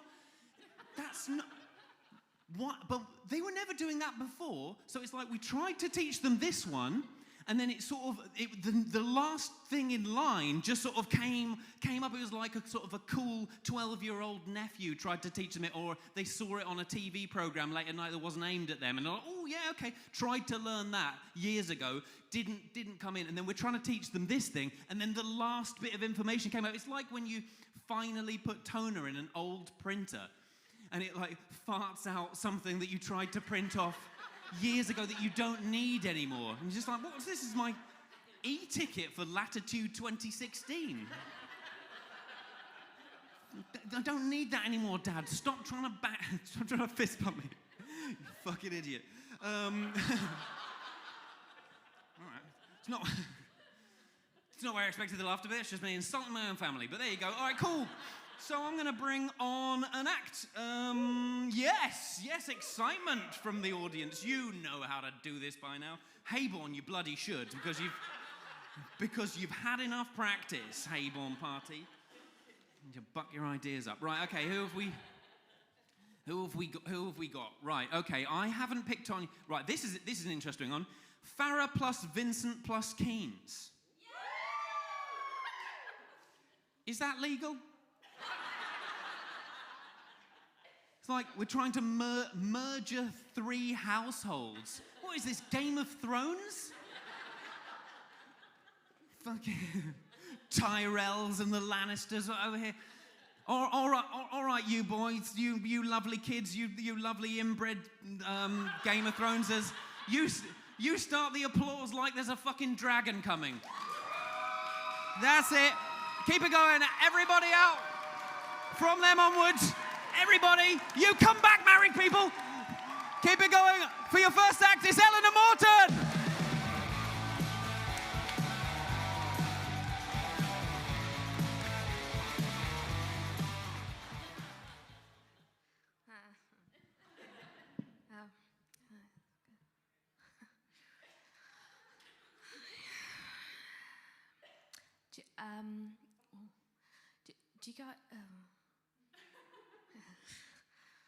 Do you guys have a lot right? A lot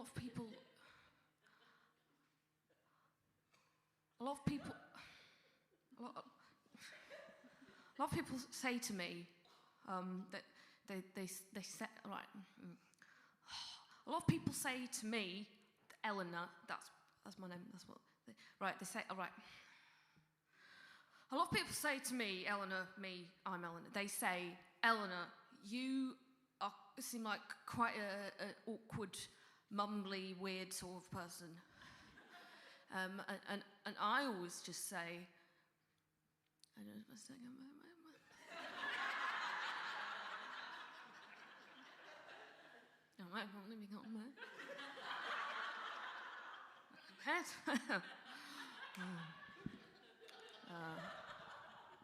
Hiya.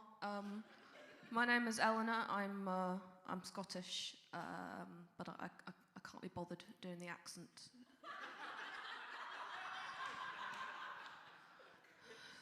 It's very tricky. I've been spending a lot of time alone over the past year. Apparently there was a pandemic as well.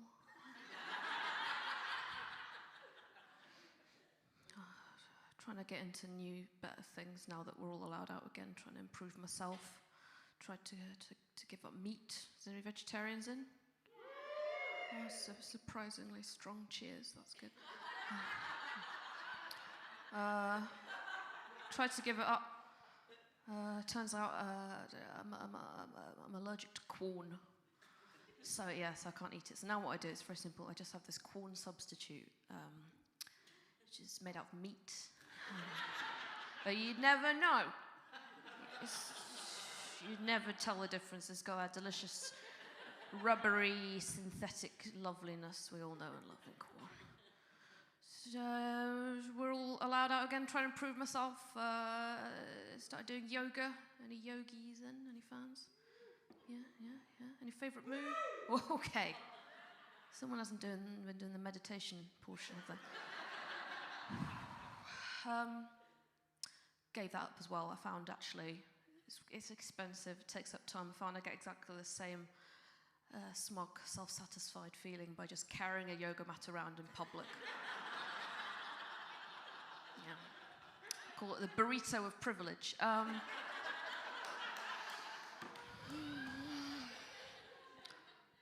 Did one of them ancestry DNA tests. You know, has anyone done one of those? Anyone done one of those? No?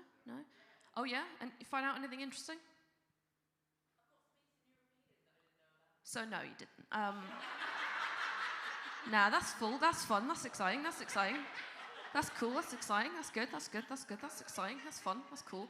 I wasn't sure what to expect, right? But the results came back quite interesting. So, 97% white, but 3% also white.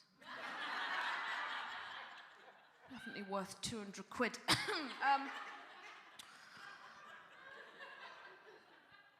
I'm a bit worried that the birds in my garden think I'm a pervert. Because I put up one of those plexiglass feeders that you stick on the window, right? So the birds come out. Yeah, you got one?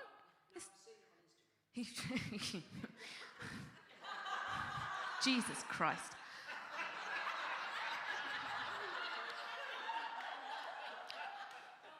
Well, you've got to start small, don't you? Just look at stuff online and then maybe one day splash out and spend that £8.20.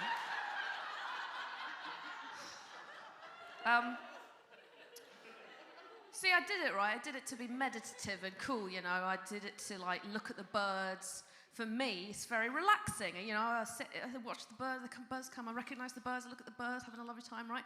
But for them, it's a woman sitting behind a curtain in her pants watching them eat. And I'm just saying, if that was a restaurant, you wouldn't go back, would you?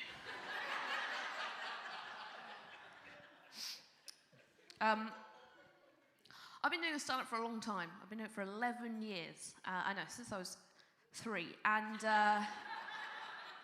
no, but a long time, right? And it's one of the few jobs in the world where the longer you've been doing it, the less impressed everyone is. Okay, right? Because you see the show, you see comedy shows on TV, and the compares like, the next guy coming up, he's really great, he's up and coming, he's brand new, he's a bit rough around the edges, but we're excited to see where he's going to go. Please welcome this white man. And everyone's very impressed.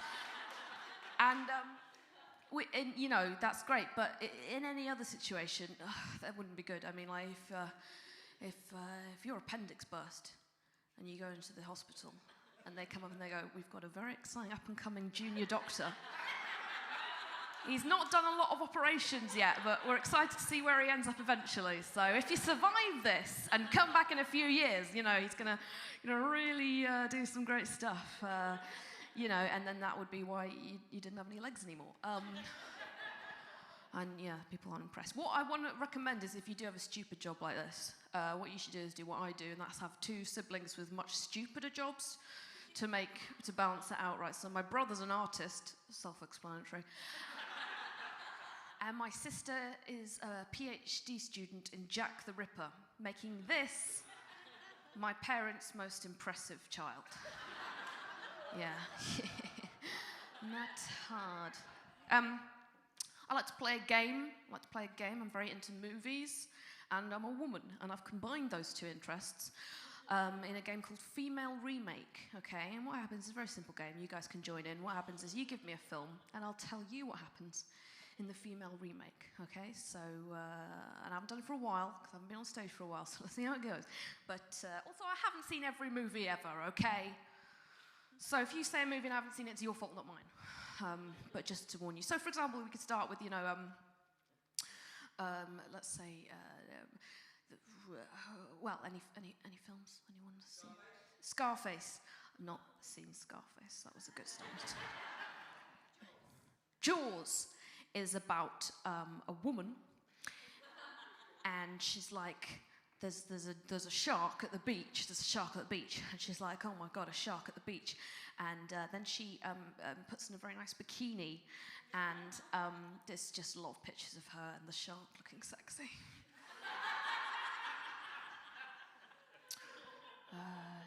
Any other films?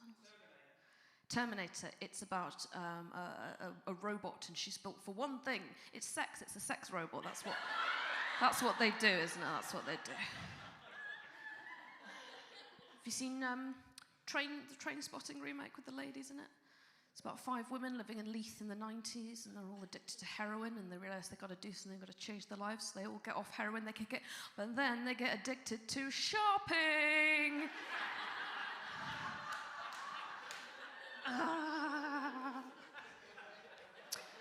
Any other films anyone's ever seen? I knew someone was going to do it, yeah, because it's like the different time, and it's very clever. Pulp Fiction is about a woman in a suit, and she really likes cheeseburgers, but she doesn't eat any because that would make her fat. Mrs. Doubtfire is a film about a woman who gets divorced and gets custody of the children.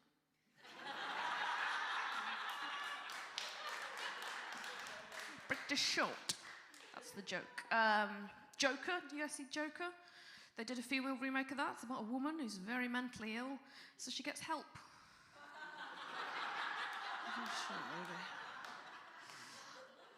The one thing I'm not looking forward to going back to now that everything's almost normal, touch wood, is all the sort of obligations you have to do as a woman in your sort of late 20s, and one of them being all the hen nights, all the hundreds and thousands of hen nights I've had to go on now for the past 5 years. One a weekend, every weekend. I'm not even that popular. It just somehow, friends pop up just in time for me to spend money. You guys look like you could be hen party age. Do you go on a lot of hen nights? Yeah, the odd. So super into it then, love it. The thing about hen nights, and it's probably the same as stag do's, but I've never been on one of those. There's a lot of rules, very specific rules you have to follow, unspoken rules that someone made up, but we all know to be true. First rule: it's got to take place in a regional town, but not the regional town we're all from. That would be far too straightforward. No, it's got to be a regional town at the other end of the country where the drinks are supposedly cheaper, but it does cost 200 quid on the train to get there, so.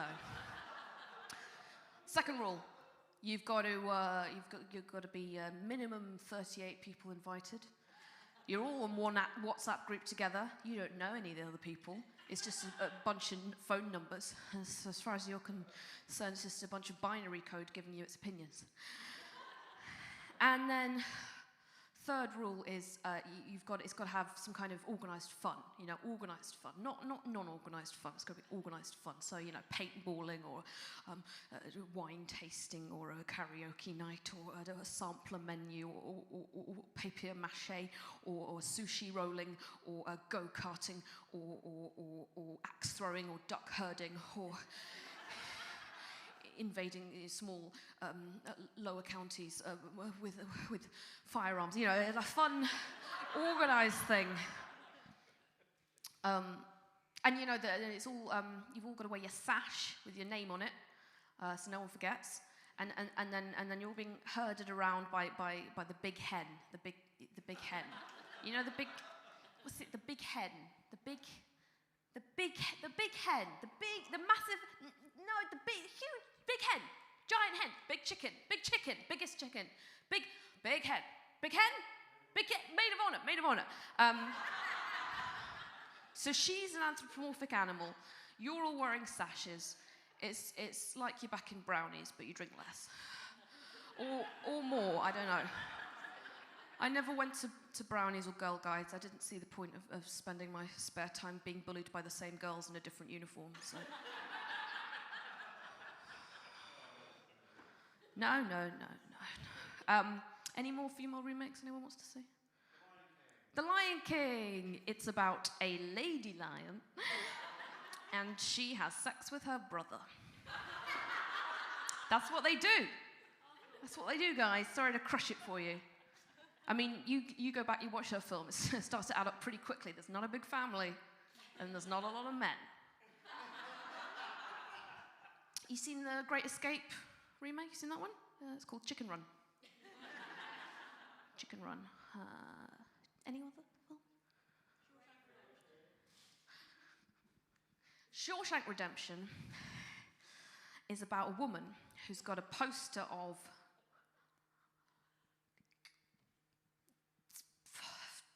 Arnold Schwarzenegger. That's a terrible example. A sexy man on her wall.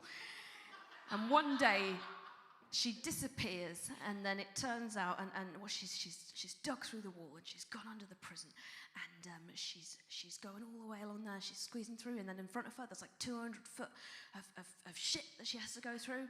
She's like, I'm not going through that. That is disgusting. And she goes back to her cell. And the rest of it's a porno.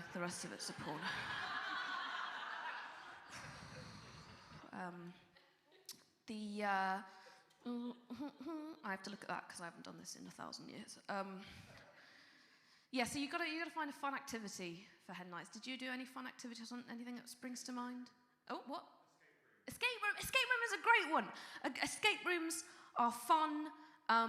If you've not been in an escape room, what happens is you pay someone 40 quid, and they lock you in a room for an hour, and then they let you out again. Listen, the fun bit is they pretend they might not. But they do. Legally, they have to let you out. I don't actually do a lot of escape rooms because I do one quite a lot at home anyway with my landlord, where my boiler's on the blink and the carbon monoxide alarm's going off, and I have to try and get out of the flat before the fumes overwhelm me and I die. It's a lot of fun.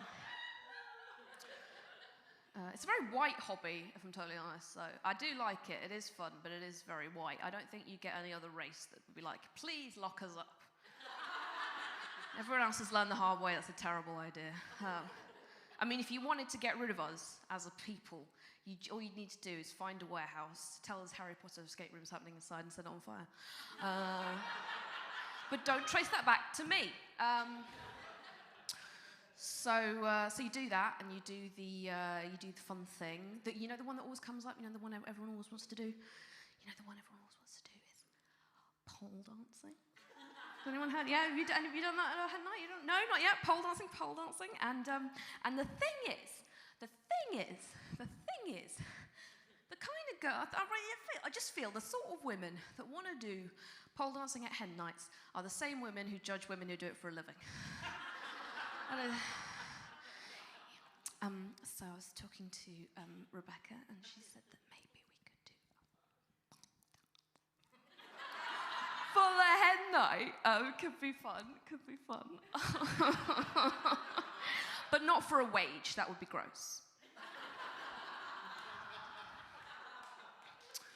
In the end, last... Come on, if you start, you might as well finish. No. Last one I did, after days, weeks, months of figuring out the massive, insane, sexy, fun thing we did, crazy golf. Yeah, and I have to say, the craziest thing about crazy golf is how not crazy it is. Is it because it's small? Is that why it's crazy? Is that because I'm quite small? So sort of normal-sized golf to me. I don't know. Maybe I took it too seriously. I can get intense. In retrospect, maybe I shouldn't have brought a caddy, but I just get very self-conscious about not being fun enough on these things, right? Because the problem is, right, I go to one of these things and I meet all these people I don't know, and then my friend will go, Eleanor is a comedian.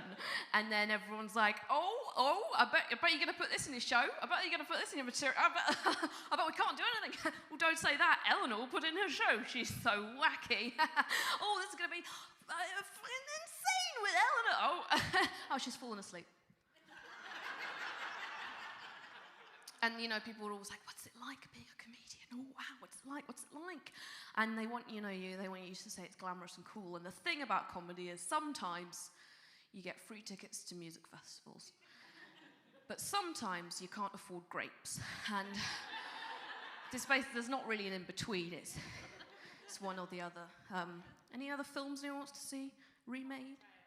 I've not seen Cocktail. But no, sorry. I'm sorry, I can't see it in the next 2 seconds, but just trying to think of other ones. What?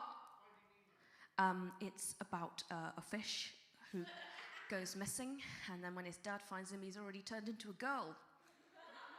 That's what they do. That's what clownfish do. They change gender. It's one for the marine biologists in the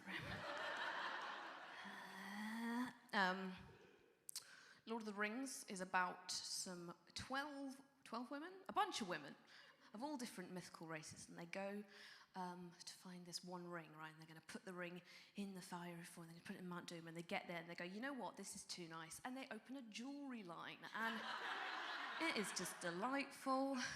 I have no sense of time anymore because I don't do, oh, okay, cool. So, now I've got to decide how to end it. The other thing I don't want to go back to doing, because I had to go to a lot of these when I was before the end times, was gender reveal parties. Yeah, yes, right. And if you've not been to one of them, it's where your friends are expecting a baby, and then they reveal that they're idiots. And the thing, thing about that is your reaction. You know, so they've got like a cake and it's pink and they cut it open and it's pink inside and it's a girl, and it's blue inside it's a boy. And that's all very fun and kind, but your reaction is going to be the same either way, okay? You're going to be feign, surprise and delight either result. Because what do they want you to do? What if you had a cake and you cut it open and it was pink inside and it was a girl? And I was like, oh, that's a shame. I really wanted it to be a boy. I think I thought about it, right? If I was having a baby, I think what I'd do is I'd get everyone round, I'd have a cake, I'd cut it open, and it would just have gender as a social construct written through the middle. Yeah, because it's nice to be right, isn't it? It's not always funny, but it's nice to be right. Just leave you on a beautiful story about love, because it's nice to make people feel like good things are happening. I was seeing a guy, not just with my eyes, but we were going to places together. But I didn't know what was happening. I didn't know the specifics. I didn't know how he felt, because he didn't, we don't put labels on things as millennials. So one day I just thought, you know what, I'm just going to say it. I'm going to ask. I said, hey, are we going out? Are we going out? Because it's cool if we're not. I just wanted to know if we're going, it doesn't matter if we're not. I mean, we could be, we don't have to be, but it'd be nice if we were. But are we going out? But I don't care, I don't care. I'm cool, I'm easy, I'm loose, I'm free, I'm whatever, I don't care. But are we going out? Are we going out? Are we going out? Not that I mind. I mean, we could get married. We don't have to get married.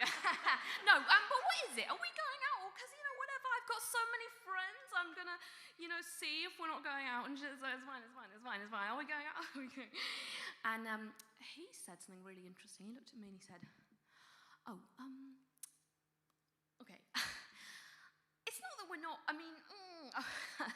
listen, I don't know, I'm not sure if I'm ready to, I don't know labels. I don't like labels. The thing is, right, Eleanor, is Eleanor? Yeah. So the thing about, what is, I don't know if I'm ready for, settle down kind of, you look like a, God, it feels hot in here. Do you feel hot? I feel hot. But no, the thing is, right, at the end of the day, you could lose 20 pounds, but also, what? No, but listen, no, right, I'm just, I don't want to chip myself down, bull chain, Glenn Close with a rabbit, that kind of thing, and it's cool, we're all naive, what is relationship, what is, I don't even know, God, is that Keith over there? No, listen, but you're great, you're a great girl, you're fine, but the thing is that I just, look, I don't, at the end of the, no.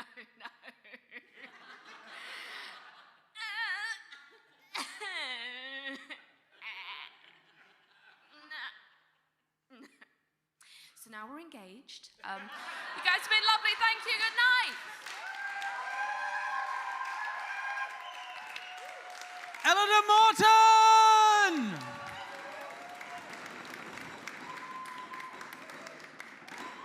All right, wind it in, Hayborn Party. Fucking hell. It's not primary school music lesson. Beat us down. A music teacher, when I was in primary school, they used to give you a glockenspiel each, and he'd just be dinging at it the whole time, and he'd always be, beat us down! And just really enjoyed that. There's a thing, but I just sort of said that like that was a catchphrase, like you'd all know that because you were one of the 13 other people in Dersingham First School. How would you know that? He wasn't even the actual music teacher. He's like a substitute music teacher, and I'm pretty sure he really didn't actually know how to teach music.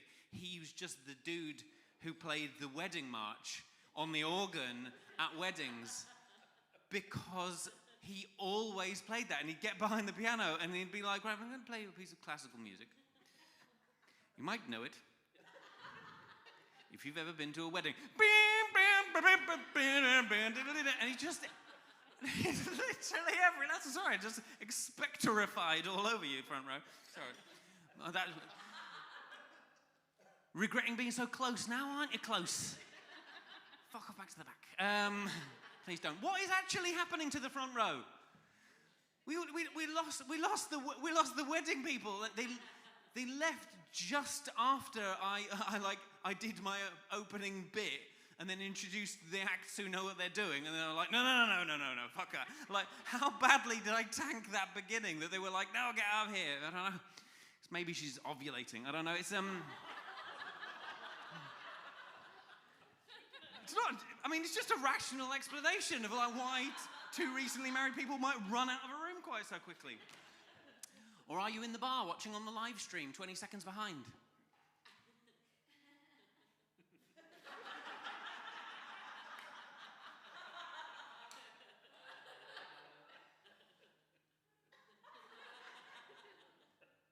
Guess not. No, but there's been holes in the front row for all 3 gigs. I don't know, people booking up the front row and then leaving. It's like coastal erosion going on, a fucking longshore drift. I have to call the front row chroma. All right, brilliant. Enough of me twatting around. Do you want your headline act of the evening? Yeah. Of course you do. It's not you, Hayborn. It's not all about you.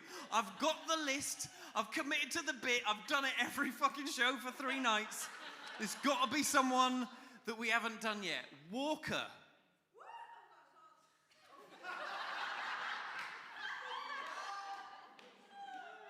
Nathan! Are you wacky day drinkers? Where's Walker? Oh, no, what? Hang on. It's this, right. It's diagrammatically this way, but the words are that way. So, no, these pricks. It's the ovulating pricks. Walk on, Walker. Everyone's got very accurate names. Hewitt?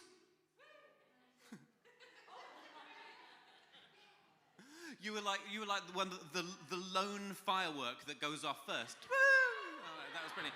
All right, Hewitt, more fireworks from you. None of these damp squibs. We want full Catherine wheels. We want all of the bits. You know, just applause. Forget the extended metaphor. Applause and cheering from Hewitt. Everybody go. Come on, Hayborn, catch up. Game of Thrones. Everyone else, you bring me closer to God. Keep it going, motherfuckers. I haven't got my clicker out. It's Paul F. Taylor!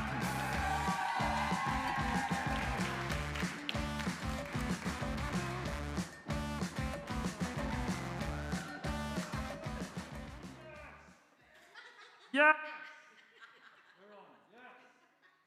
What do you reckon under the mask? Beard? No beard? Beard? No beard? What do you reckon? Beard? No beard? Beard? No beard? Beard?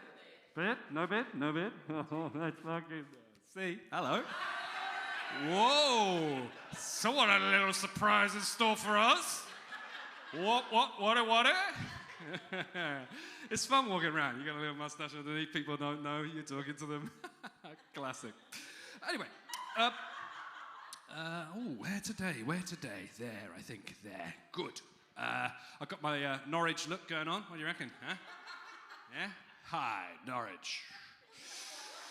No? Okay. I like this thing. You often you come to Norwich, you'll see someone with their jumper on their shoulders like this. Yeah. It looks like they're giving their jumper a piggyback. Is what it looks like. Yeah. Or maybe they were giving a friend a piggyback and they went round a corner too quickly. Yeah. They're like, Steve, you're really late today. Steve? Steve's dead. So, yeah, I kind of look like the compere just went away, shaved a bit, and came back, don't I? Yes? We do, don't we? I mean, I've got more of a kind of Pablo Escobar, alcoholic Roger Federer kind of look going on.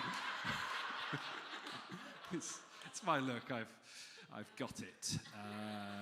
Look, you've laid yourselves out well. You've avoided the pillar. It's annoying, isn't it? You come to turn around, have a look, just check that I'm being correct in what I'm saying. It's annoying though, isn't it, when you go to a venue and you can't see because there's a goddamn pillar in the way. Like the other day, I went to see the Greek Acropolis. Yeah. Couldn't see it, man. Fucking pillars everywhere. It is the... Okay, cool. Right, yeah. Yeah, it's Norwich. They're educated. They know what they're doing. Hi.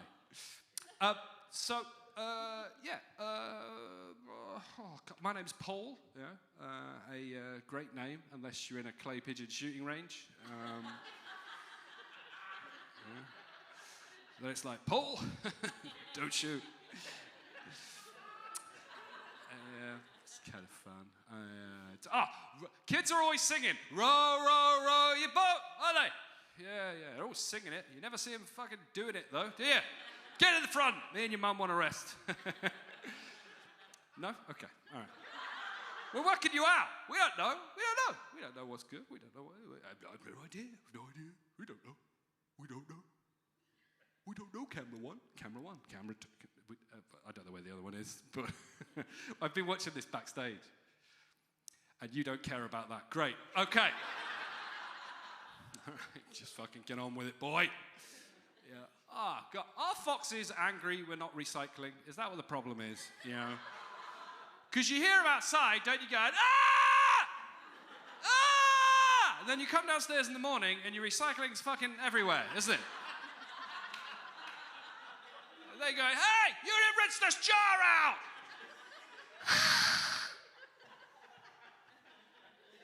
That's my fox walk. It's a good walk, isn't it? Yes, Paul. What, more jokes? All right, fucking hell. I thought the mustache would be enough. I haven't done this for like a year and a half. I was going to have the handlebar mustache, right? But you've got to be careful if you've got a handlebar mustache, right? Because if your mustache is a handlebar, that means your eyebrows are the brakes, you know? And if you're moving somewhere and you frown suddenly, you might flip over your own top lip. What? There is danger. Come on, we're getting on board, aren't we? Come on. Come on, table in the middle. We'll get you in the end. Come on. I get it. I get it. I get it. You know, I can see some of you look like you're enjoying this, and some of you are looking at me like your dog does when you get changed in the same room as him. You know?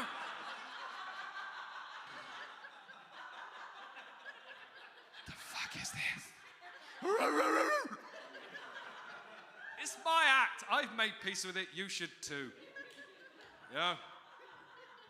My act is a lot like that middle aisle you get in Lidl and Aldi, you know? There's a lot of weird shit in it. My advice is have a browse. You might see something you like, you know, like a solar-powered rock. Or a gilet, I don't know. Yeah. I don't know what the fuck they have. I don't know where they get it from. Where do they get it from? Today we'll take some solar-powered rocks. Fucking all right. Here at the shop where we sell absolutely fucking anything you could possibly imagine. Welly boots with a torch on it. Okay. I'll take it.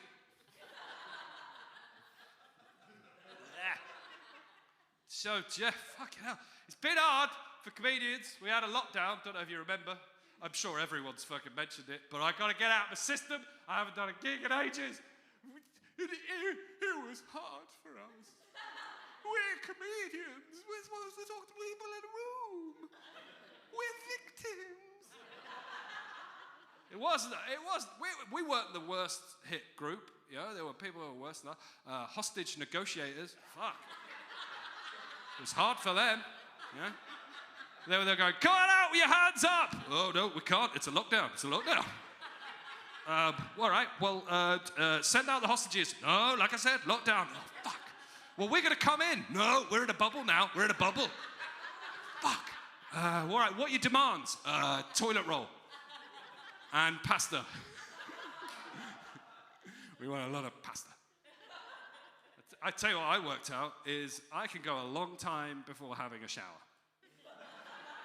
Is anyone else? Yeah? Working too right, buddy. Yeah? He knows. He knows. I smell of almonds after a while.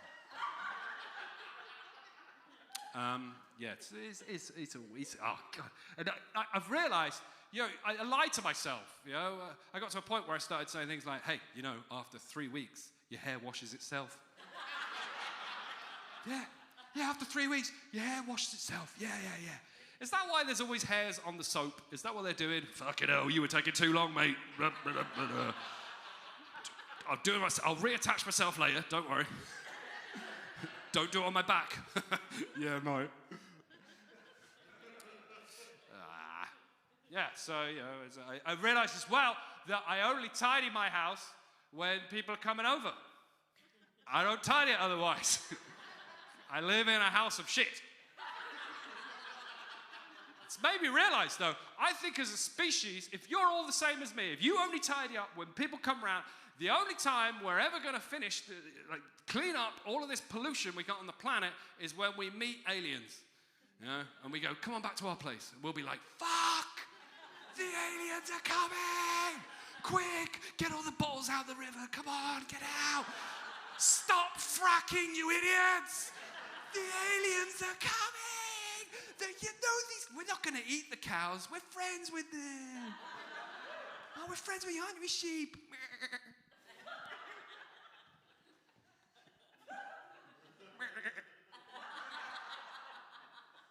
Are sheep playing war? Is that what they're doing? Because that's what it sounds like, doesn't it? You know.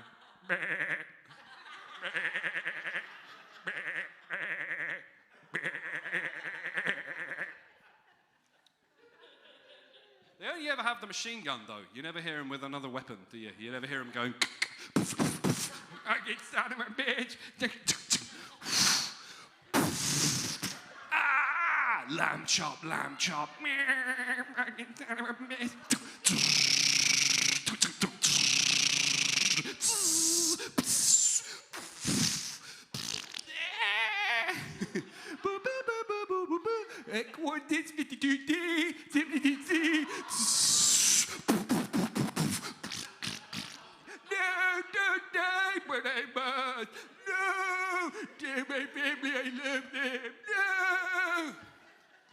Yeah? Yeah? Oh. What I liked there was the reluctance to applaud. Sheep love the idea of being in the military. That's why they're always shearing themselves. Yeah? They're going, I want to be in the military.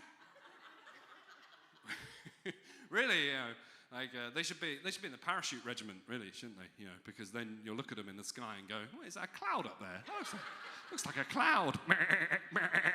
Oh my God, it's the sheep. Ah, run. How many are there? 1, 2. Oh. Sleepy. They're using a ram. Huh? Pun ending. We don't like pun ending. Boo. Boo pun. Oh, yeah, crack open a beer. Now the show started. Shh. Okay. Oh dear. That really knackered me. I haven't done it in months. Anyway, no. It's been tough. I've realised during this lockdown as well that my body is shit. In fact, this whole coronavirus thing has made me realise that our bodies are terrible. You know, we're dying from a virus. It's fucking. You know, they say an apple a day keeps the doctor away. Yeah. Well, your doctor could fucking have it. You know, it's not good enough. An apple a day. You know, that's why I have an onion a day. Yeah. Keeps every fucking one away. It's the whole carriage is mine. Our bodies are terrible. They are awful. You know? Like the other day, I bent over to pick up my pants, tore my hamstring. Ridiculous. Our bodies are terrible. If I could return mine, I would. I'd go to the returns department and go, excuse me, I'd like to return this. And they go, return what? And I go, well, this. Why? Well, I've got these eyelashes, right, to stop things getting in my eyes. Then what ends up in my eyes? A fucking eyelash. It's ridiculous. You know, and then I'm swimming so I don't drown. Then what happens if I drown? I float. It's fucking stupid.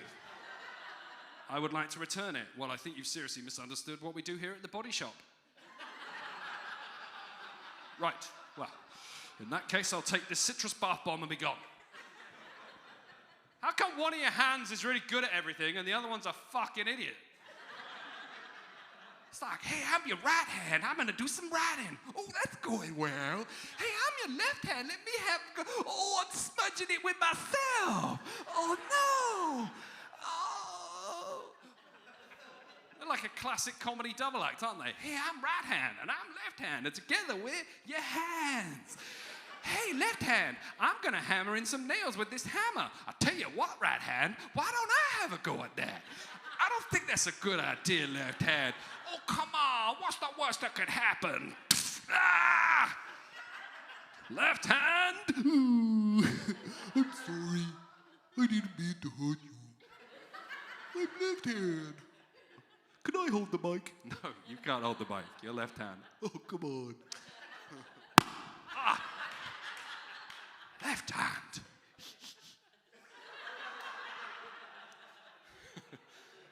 Did that a bit hard, actually. Gonna drive home. Well, never mind. Ow. It's people had all these. They had these alternative medicines, didn't they, for COVID? Oh, just gargle some salt water. Yeah, that'll do it. No, it won't, my friend. It's fucking ridiculous. Yeah, it's always alternative medicines we have. We never have alternative other stuff. You know, you never like have a problem with your car and go, well, let's go to an alternative car mechanic. Doesn't fucking work, does it? Oh, my car doesn't work, I'm afraid. Oh, okay, yeah, well, we finished working on your car. Oh, it looks the same. It doesn't work, and it's now got flat tires. Yeah, we did acupuncture. Yeah. It didn't work. It's fucking ridiculous. Stupid. I'll tell you what, as well, I am not going to eat Colonel Sanders' chicken no more. Wow, you're astonished. What? We love that here. There's hot chicken. We Norwich, we love that chicken. Yeah, I'm not eating anymore, and I'll tell you why. Because Colonel Sanders isn't a real colonel. He's an honorary colonel. They made him a colonel because he was good at making chicken. What? What? Imagine a reunion of all the colonels. Huh? They're all there recounting their colonel stories. I'm Colonel Smith Klein. I served in not WW, no, I served in the Vietnam War. That seems more of my time. And I remember I was taken as a POW, and he stored me in a tiger cage, me and Wally Gunter. And Wally Gunter and me, we enlisted together. Oh, we trained together. We were taking us POWs together. Oh, we got ourselves, we were in our cages, we were saying to each other, I was going, Wally, I got your back. And Wally would go, I got your back. And then one day, Wally escaped. Me and him, we ran for the bushes. And I turned around. It was a bear. It was a big bear. And Wally, his legs, it was just his legs. Flip, flip, flap. And I was like, I can't find your back, Wally. I'm gonna have your back. So I got my bayonet and I went back in that Viet Cong village. And I ran my bayonet through the necks of as many of those Viet Cong as I could see. And I looked into their eyes as they turned from living to dead. When I came home, they made me a colonel. A colonel. For that lady there who couldn't understand what I was saying. Despite the fact I have said it 5 times already.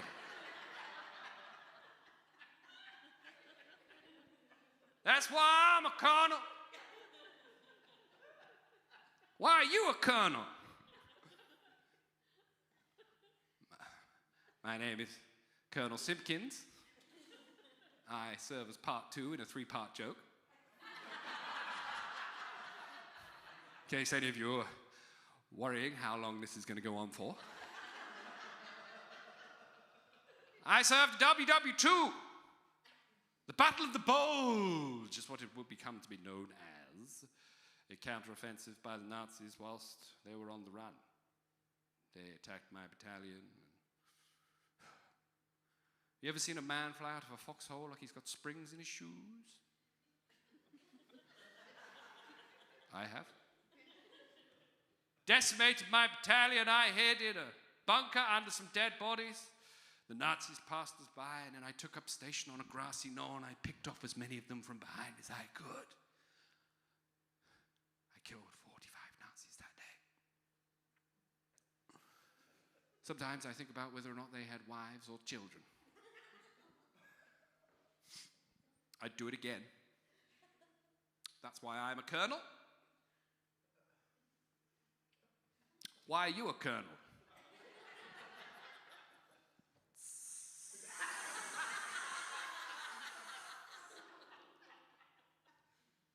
Have you ever heard of the Zinger Burger?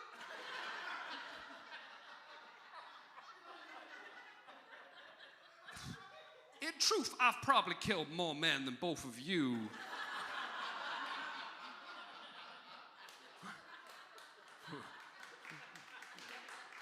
Through the horrors of the obesity crisis. One guy died from disappointment from my gravy. It is a shit gravy.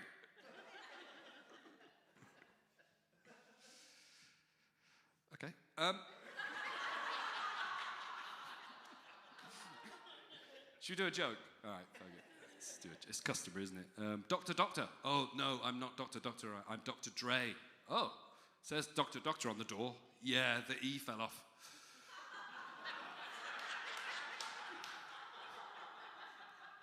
Dr. Dre. Oh, I forgot about you. A lot of people do.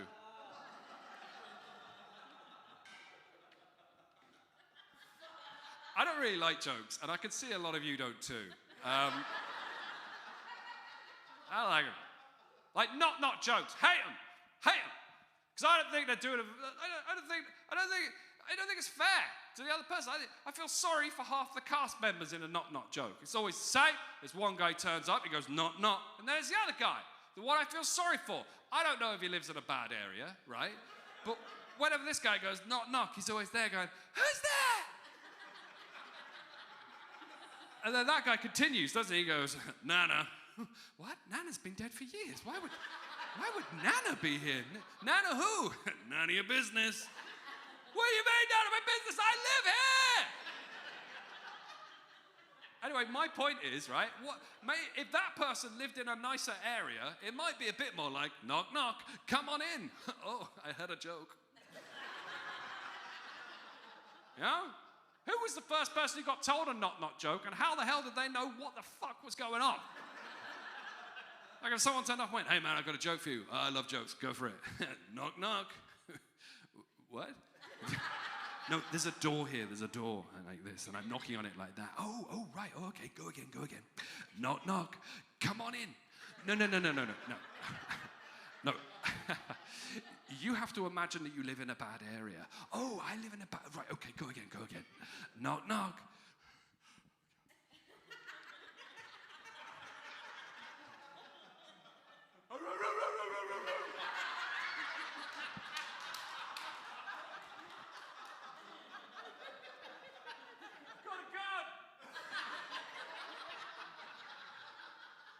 Hello, police? Yeah, there's a man here trying to tell a joke. What the fuck are you doing? Well, you said I live in a bad area. I was pretending I live in... Look! I'll say knock, and you say who's there. Okay, fine. Knock. Paul.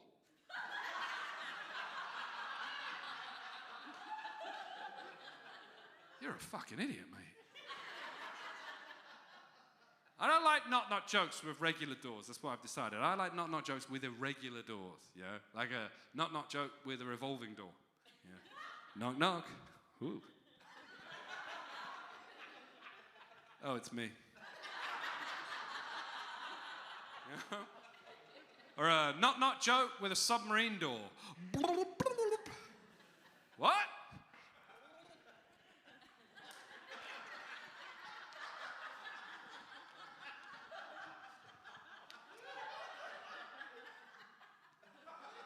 Or a knock joke with a wardrobe door. Knock. There's no one in here. Have you been having sex with my wife?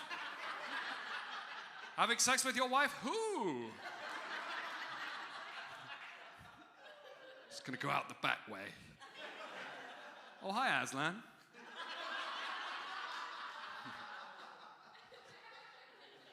Yeah, I'm naked. It is cold. Yeah.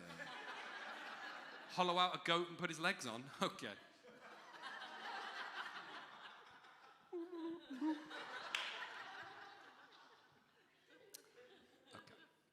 I think I've got a... All right. It's not just not jokes. Doctor jokes. Fucking hate them. Because I don't think he's doing a very good job. You know, someone comes in and goes, oh, Doctor, I feel like a set of curtains. Well, why don't you pull yourself together then? If I was in the room, I'd be going, what the fuck are you doing, man? That guy came in with a legitimate mental health problem that he felt like a set of curtains. You said to pull yourself together? That's unacceptable. Everyone back to first positions. Let's do this again. Oh, Doctor, I feel like a set of curtains. Well, don't hang yourself. What the fuck are you doing, man? That guy came in... That was so dark. I know. Have you forgotten how this joke ends? Yeah.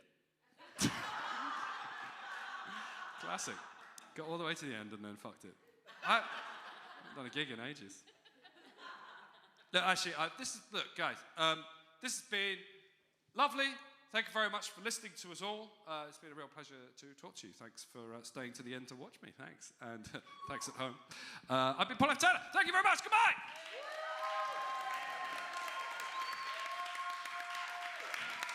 Paul F. Taylor!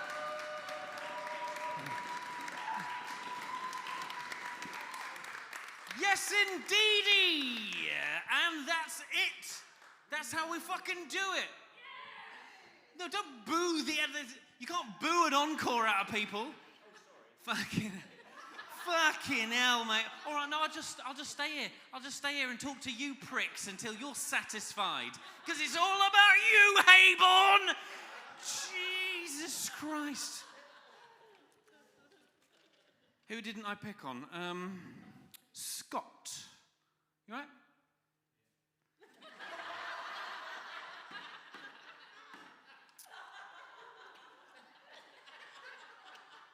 Still better than Hayborn. All right, fucking hell. No, I mean, I know which way my bread's buttered. You guys are the best. You buy all the tickets. Keep coming back. All right.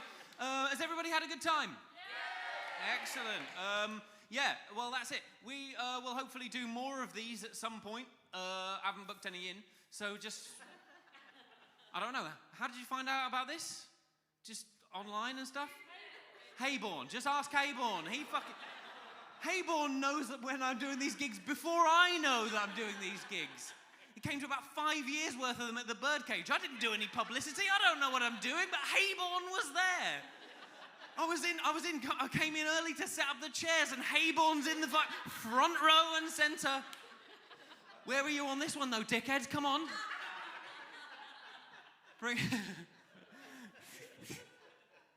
Yeah, next time you'll fall into the sea. All right, brilliant. All right, so come back again when we do another Altered Feast, and I'll just be bullying Hayborn. So,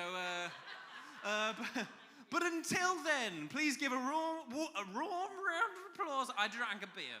I drank one beer, and I'm ready for bed. I'll see you then, Nathan. Please give a warm round of applause to everyone you've seen so far. You've seen Alisdair Beckett-King. You've seen Alexandra Haddow. You've seen Eleanor Morton. And you saw Paul F. Taylor. Keep it going for everyone at Norwich Arts Centre. They've made it COVID secure. None of you are going to die. You've had Alex and Connor pressing some buttons and making some lights happen. It's been great. And you've had Naylor, Walker, fuck off Walker, go and get pregnant. You've had Webb, Hewitt, Scott, Naven, Farrar, Vincent, Keynes, Dominito, Close, and Hayborn for the win. I've been Tom Clutterbuck. See you all another time.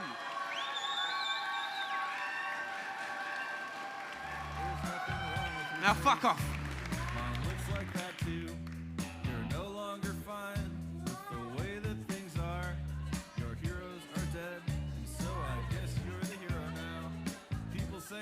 Interesting stuff when you take your headphones off and you drop your phone